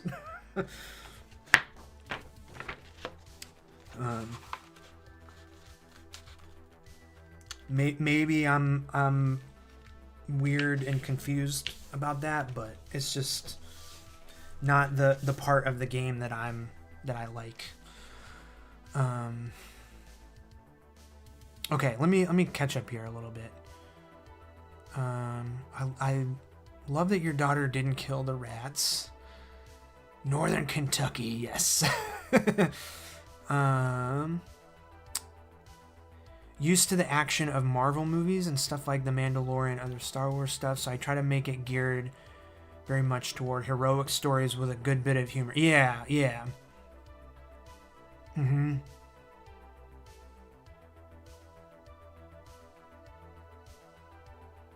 Yeah, and I think...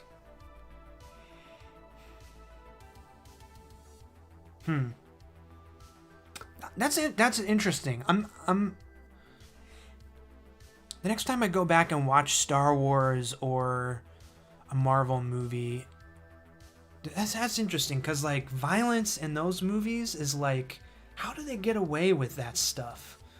You know, I remember being really turned off by some of the Marvel movies, because it's like, man, like, these cities blowing, like they're not being very heroic. Like, they're like chucking these enemies into buildings and like destroying these buildings and stuff. And, like, there's people. Like this isn't. I remember being very turned off in a lot of the earlier, and then they kind of addressed some of that in the Marvel movies. But, like, yeah, man, I wonder, like, because that is the fantasy, like, for a lot of the D&D stuff, right? Is you're being heroes, right? And you're fighting. Because, like, you know, when I play my games, it's like when somebody gets the killing blow they're fighting this epic battle, and somebody, you know, one of the players gets the killing blow. I say, like, all right, you did it. How do you finish them? And then they, like, I shot my arrow, you know, through their eye, and then their eye came out the back of their head. You know, it's always some gruesome thing. Like, everyone's like, yeah, that's awesome. And so, but if you're playing with kids, I mean, maybe you still, you know, give them, I don't know. Yeah, that's yeah, I'm gonna think about that and, like, go back and watch some of those, like, movies that are you know, because it's one thing to say, like, I you know, chopped the leg off of a giant spider, you know, Or if you say like I chopped the leg off of that bandit, you know, like it's different, right? So that's interesting. That's something I got to think about. And that's, I think I alluded to that as a, you know, like a consideration at the beginning of this conversation. But then like, yeah, how do I as the DM describe that stuff? And there's probably like appropriate ways to describe things that aren't too gruesome.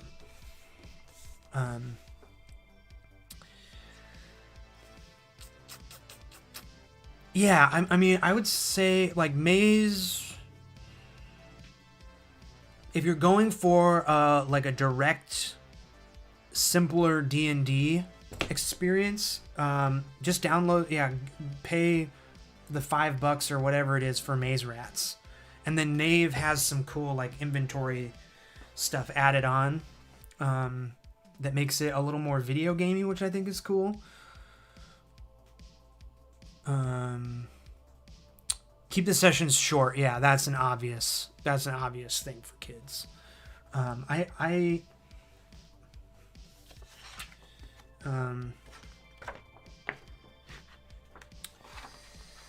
That's another thing that I want to consider a video about is like prepping games. Like how do you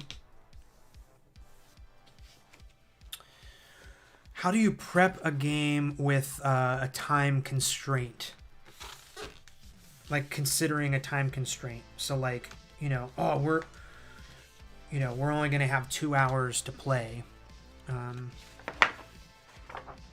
you know, like I'm making stuff like this Windsong Woods, and I'm saying like this is I'm assuming this is a like 1 or 2 play session thing, but like I don't know. I mean, usually my games have, if you just talk about it in terms of encounters, like usually my games have a maximum of 4 encounters, like 4 scenes, right? And if you think of it that way, there's 4 regions of the Windsong Woods, so there's at the very, very least 4 encounters. But the way this is set up is like you could have 4 encounters in the first region, and then you could have 4 more in the second region, and 4 more in the third, and then you get to the final encounter in the middle. So it could, I mean, technically this could be a 4 session game just for this one little thing. That's cool. So that's another thing I want to think about more and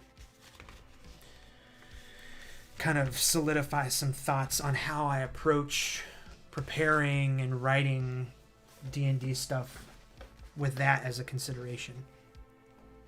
Okay, I'm going to catch all the way up on chat and then go back.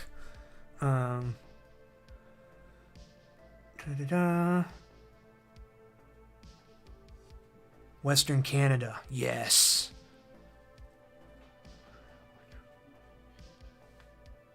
How much real estate for the monsters in the mini zine? Interesting.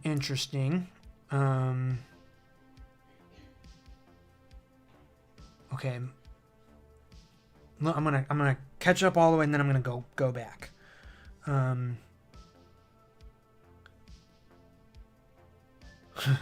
Yeah, you like playing the anti-heroes? Yeah, destruction, and I mean that's kind of how all of the players in my games. Garden Arcade, what's up, dude? Yes, you should totally make a zine. Get some of your drawings going. Yes. Screen print the cover at the Yeti. Do it. Joshua, hey, thank you so much for hanging out, dude. Definitely gonna do more live streams, especially with this Patreon. I'm gonna talk about what's going on. I'm gonna try to be better about keeping people updated with what I've got going, and I think the live streams will be a part of that. Buzz, thank you. I hope you have a good one. Okay, so there was 2 questions. Oh yeah, how much real estate for monsters in the back of the... That's tricky. That's a big part of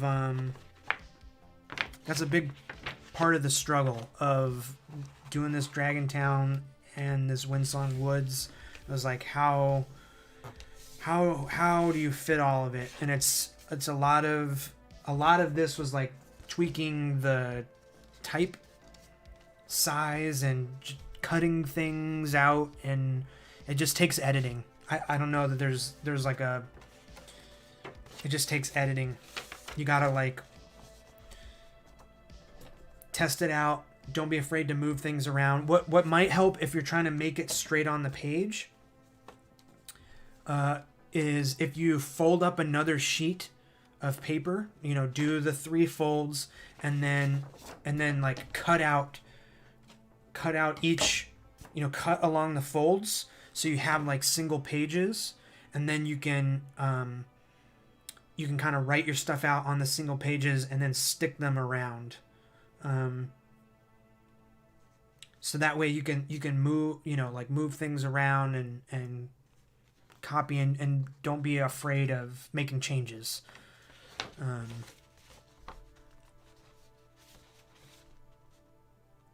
Making a dungeon mini. Yeah, it's hard to fit stuff on this, and that's why I'm using an 11 by 17 sheet of paper, is because I couldn't use an 8.5 and 11 and fit everything. So that's why I'm using a big old piece of paper for this one.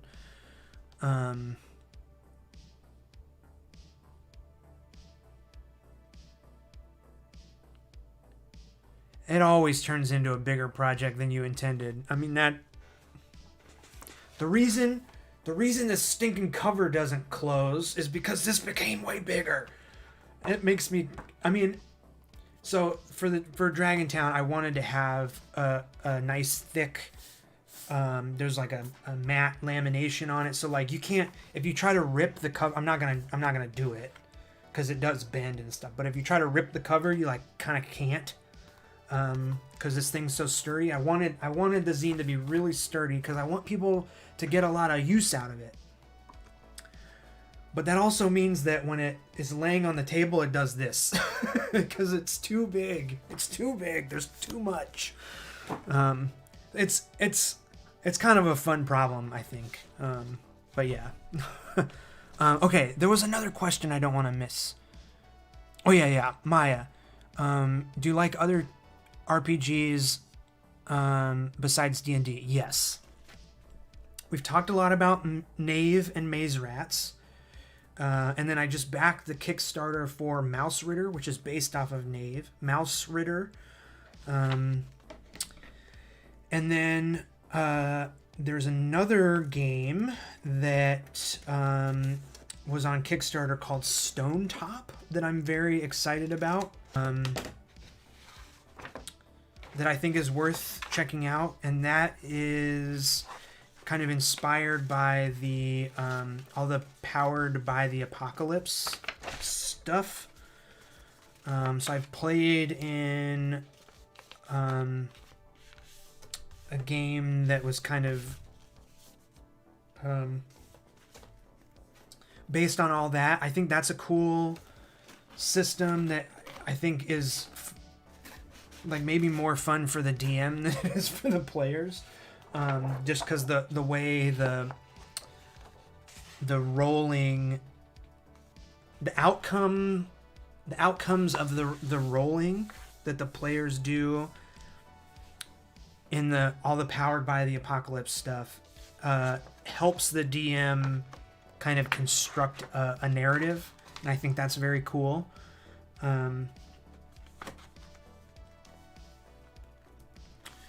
Played Shadowrun once, and that was too crunchy, I think is what people say for me. I don't like a lot of rules, and that just had so many rules. And I think maybe Pathfinder is maybe the same way.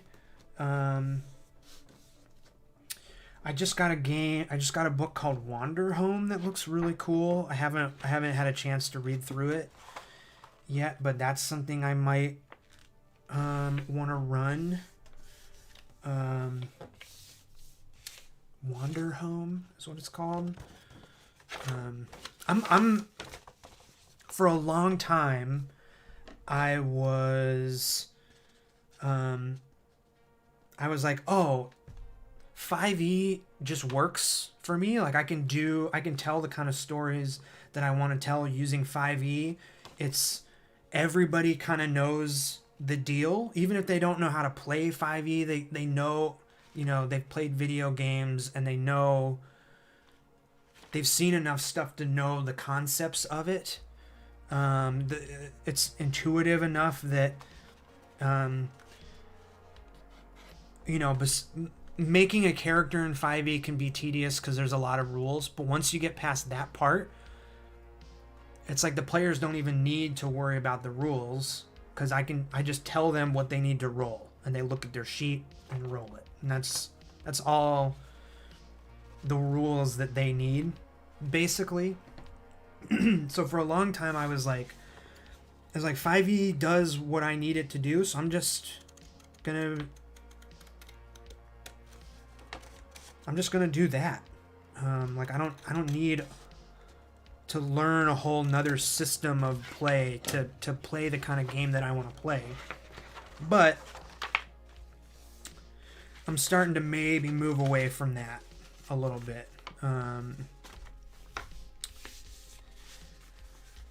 So I mentioned earlier that I don't like rules, so the idea of reading through these books and learning new rules systems is it's not my idea of fun.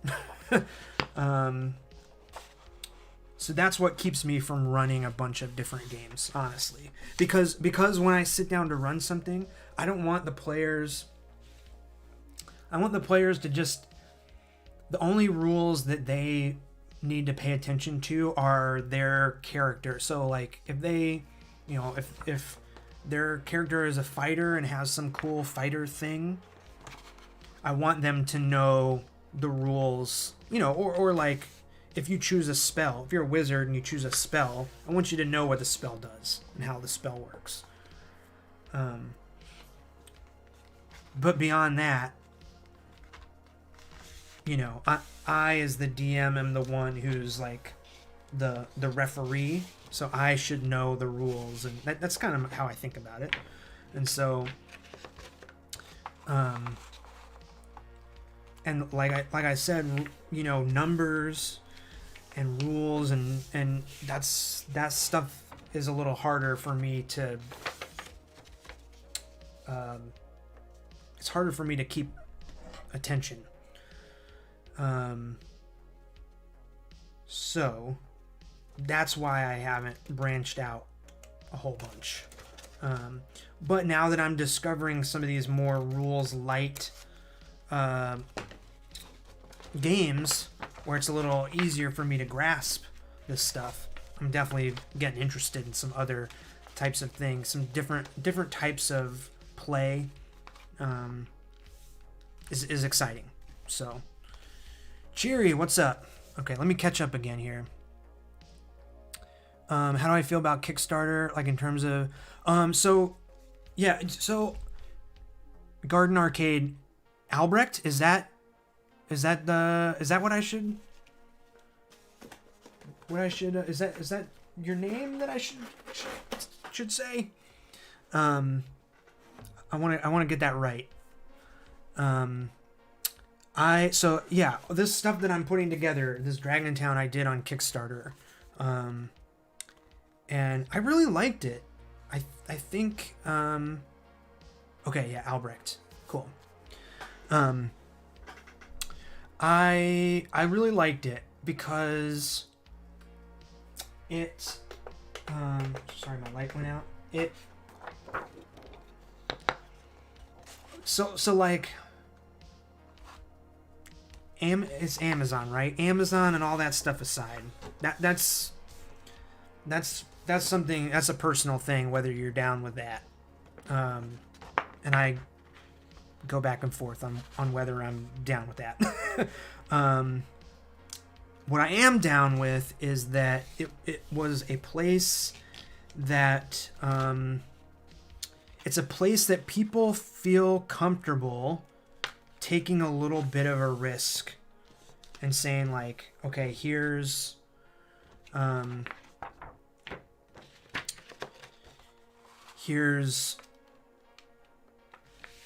project that isn't done, isn't finished, but I want to see it made, and this is a place I feel comfortable like backing that. And I think that's what's very cool about it. At least that is, I've done this one thing, and that's my small. That's the feeling I get from it, as opposed to like just putting a pre-order up on the website.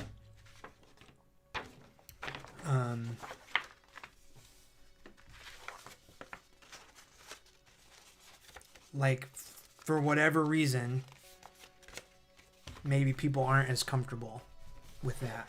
I don't know.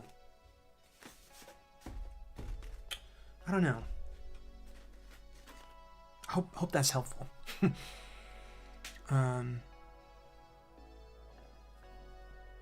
Yeah, so many classes in Pathfinder. It's overwhelming. But like, so like that's one thing about Knave that, so I play tested Dragontown by running Knave. So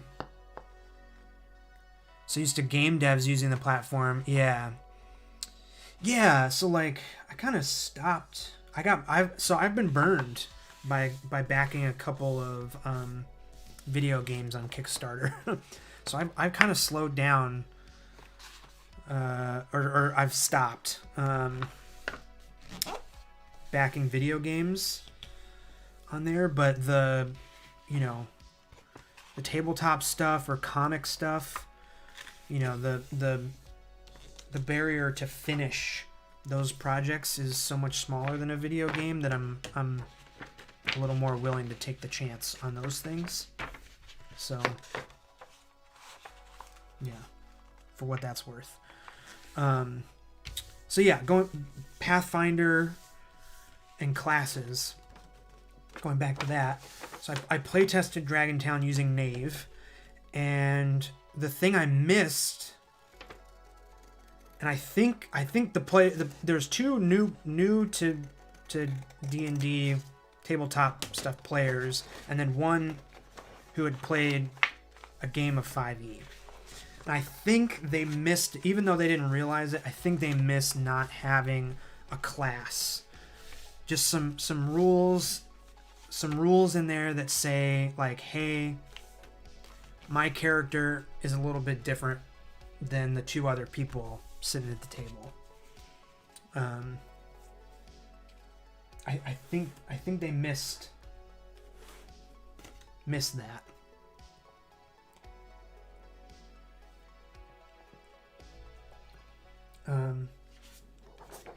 So that being said, if there is a game that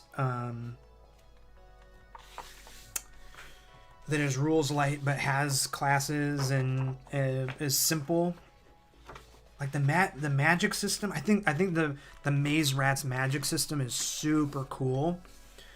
But then what I struggled with is so basically the magic system, you roll on these tables and you get two different words, and then you as the player get to basically create a spell. I think that's super awesome, and I think the players really like that. that being said, what I struggled with was like coming up with the rules for those spells to feel fair.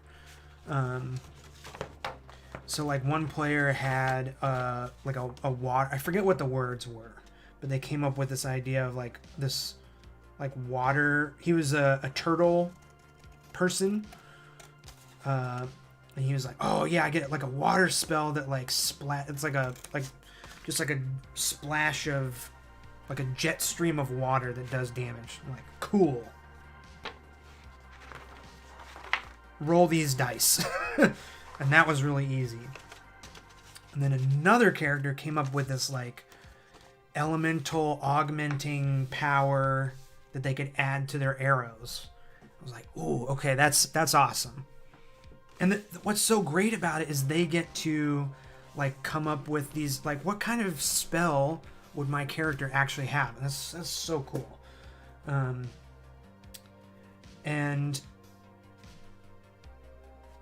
But then like coming up with how do I make this spell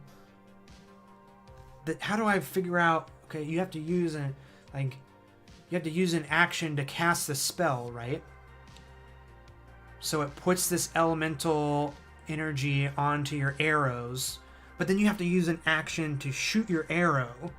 So like that should probably do more damage than just the water spell to just shoot, because that's just one action to shoot the water jet stream thing. So I kind of the rules thing again. I got confused, and like I don't think I did a good job of like making the spells. They did a great job of coming up with unique, awesome spells. I did not do a good job of making them feel unique and awesome. And that's the thing. I don't know how I got to there from where. Lots of yeah. The Powered by Apocalypse stuff is very cool. Check out Maya. You should check out Stone Top. I don't know if it's one word or two. I think it's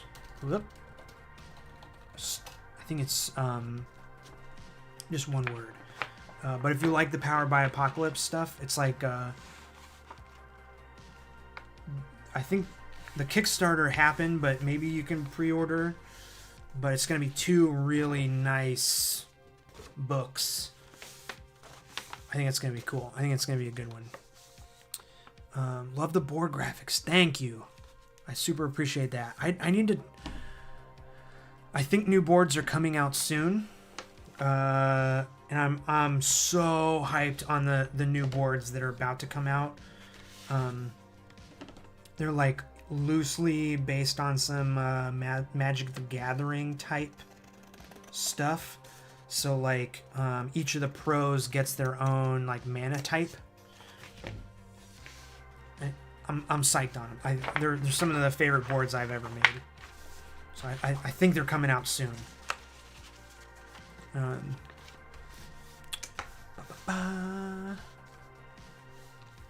Give you 2E any day? Nice.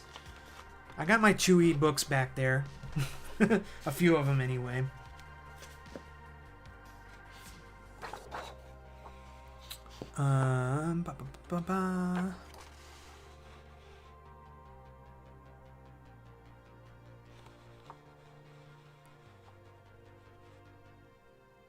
Dustin. Thank you. Thank you.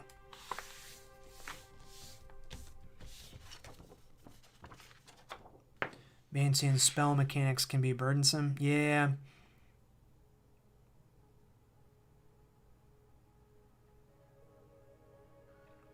In the end, the system should be in the background. Yeah.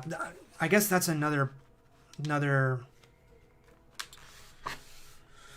component of it, is like how does the magic in the world, in the story work, and then the system, the rules of the game should kind of complement that.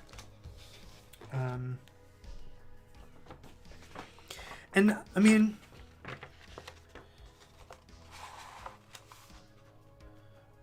you know, I like Vancian magic. You know, the having to like it like kind of takes some magic out of the magic, I guess. Now that I think about it, like you have to memorize stuff and then it leaves your memory.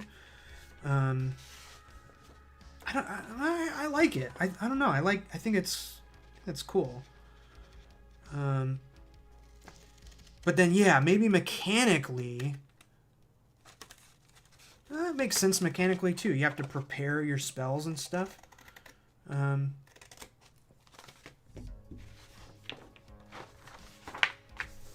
don't know. Like the Knave and Mouse Ritter way of magic is that it's all like based on little rune type things that you find. That's cool too. Like objects being magical. I think is cool.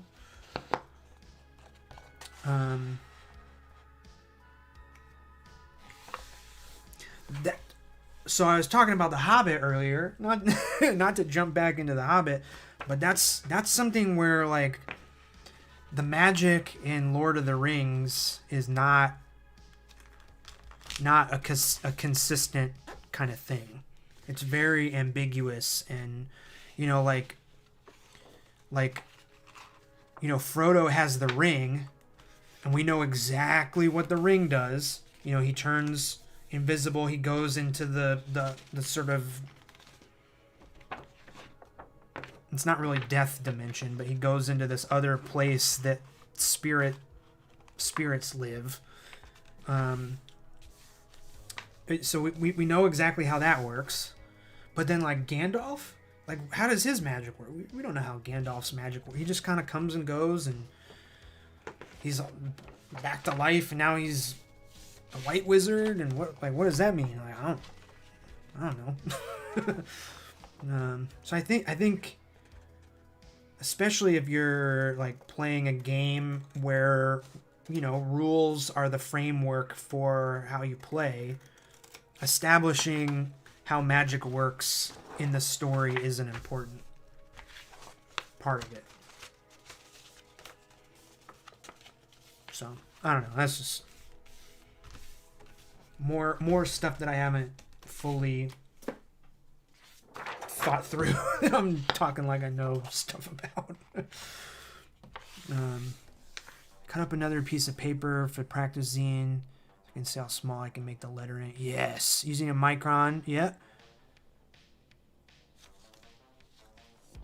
Dreadbolt. That's awesome. That sounds great.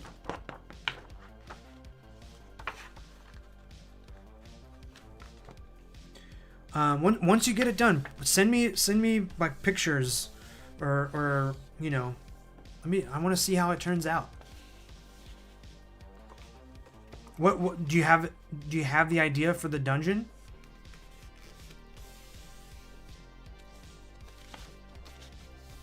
Current group are all mage haters, and talking them out of their Hulk smash barbarians is impossible if magic is too complicated. Oh. Yeah, that's interesting. That's interesting.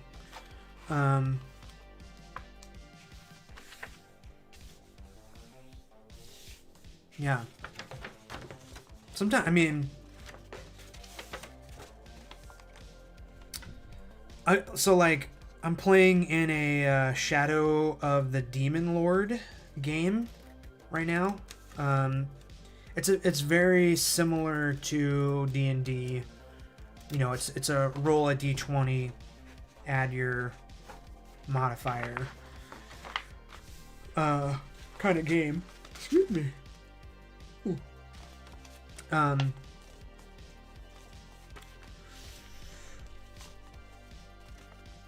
guess the magic works similar to D&D too, but yeah, I'm playing like a priest. What is it? World Breaker Priest. So I have chaos and destruction magic. But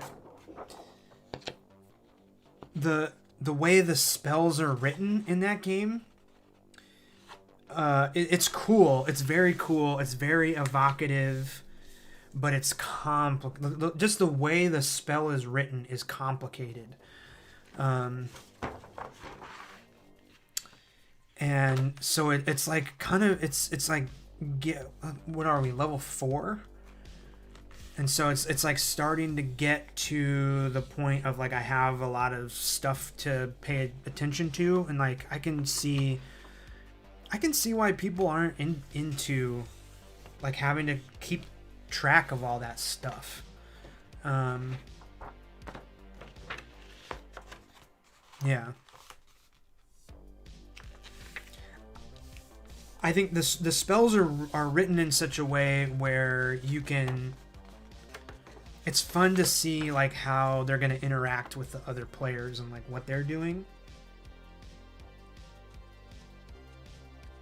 Because I feel like the Shadow of the Demon Lord, if you had a group that was real like min-max, like we're gonna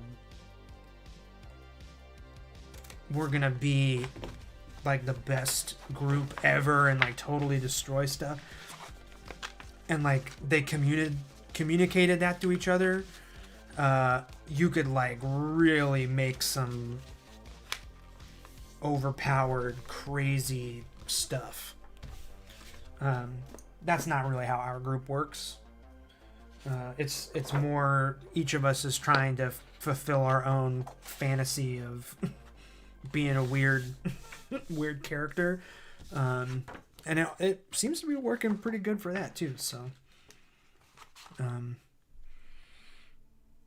Monster of the Week, yeah, I need to look at that. Basically playing Buffy the Vampire Slayer, and it's amazing. That sounds awesome. I need to look at that, because that's what you said right there is like what might get my wife playing some games. I haven't looked at Monster of the Week, but I have looked at Kids on Bikes. And there's like Kids on Bikes, Kids on Brooms, and I think there's one other one that are all like kind of similar, I think. And I was very close to running a Kids on Bikes game, but then there's a mechanic in that game that kind of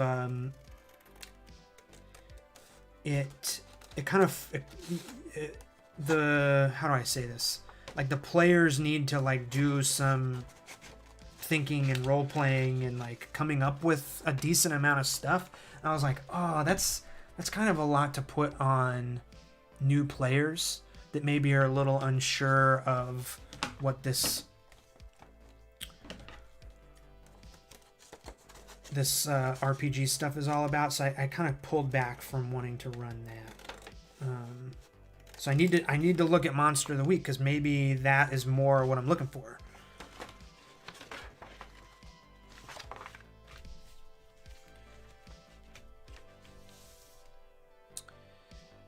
The dungeon idea, yes. I'm trying to adapt but change some things so I can avoid bootlegging aspects.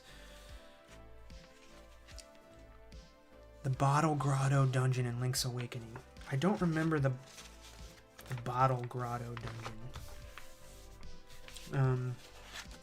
But that sounds awesome. I mean, yeah, I've mentioned it 100 times already, but that's literally what I did with this Windsong Woods. So I think I can't wait to see that, because it's already 8. Oh my gosh. Okay. Dude, I still have this much left. Oh my gosh. Ah! But I've also done this much. Oh. I've put together a bunch. Oh my gosh. Okay.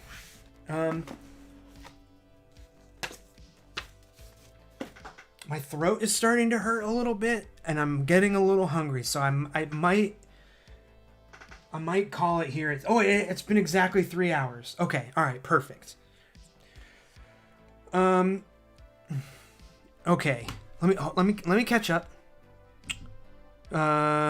Kids on Bikes has a lot of puzzle type adventures, which sadly I'm not very good at.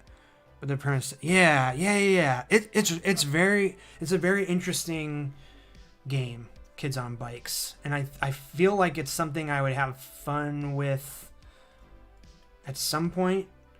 But I also feel like maybe there's another game that will come out before I get around to running it that does the thing I want it to do exactly. So I don't know. We'll see. Anyway, okay, let me, so I've been working on this Windsong Woods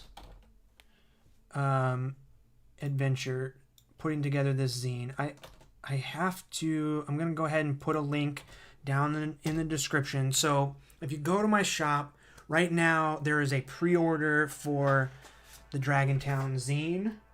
As soon as I'm done putting the rest of these Windsong Woods stuff zines together, then I can start shipping out Dragontown. So Dragontown comes with 40-page low-level adventure about a missing dragon that's also the mayor of the town. Super fun. Comes with a map, fold-out map of the town and the area around it, and then also the Windsong Woods little mini adventure, hex crawl. So all this stuff comes together if you pre-order Dragontown on the website. In a few days, I'm going to switch it over. It's not going to be a pre-order anymore because after I finish putting all these together tonight, tomorrow I'm going to be shipping out all the Kickstarter backers and all the pre-orders. So if you backed Dragontown or pre-ordered it, you're amazing. Thank you so much for the support. If you just watched the videos, if you hung out here in the live stream, thank you for the support. I super appreciate it. It was very, very cool to see how many people are from all different places. I talked about being a little overwhelmed at seeing everybody's like email addresses from the backer survey. Same kind of thing here. Like, it's blown me away seeing where everybody's from, and it's so cool and makes me very happy, and I just can't explain how grateful I am for everyone that's shown interest in Dragontown or the YouTube channel or any of it in any way. I super appreciate it. So okay, check out Dragontown if you haven't. Subscribe to the channel, all that junk. I'm gonna do more live streams for sure. Oh, hold on, and I got the Patreon too. The Patreon is coming in like the next week or so. I'm gonna set up the tiers. There's the link to the Patreon. I'm so excited about all the idea. I got so many stinking ideas for this Patreon. Every month there's gonna be a new zine.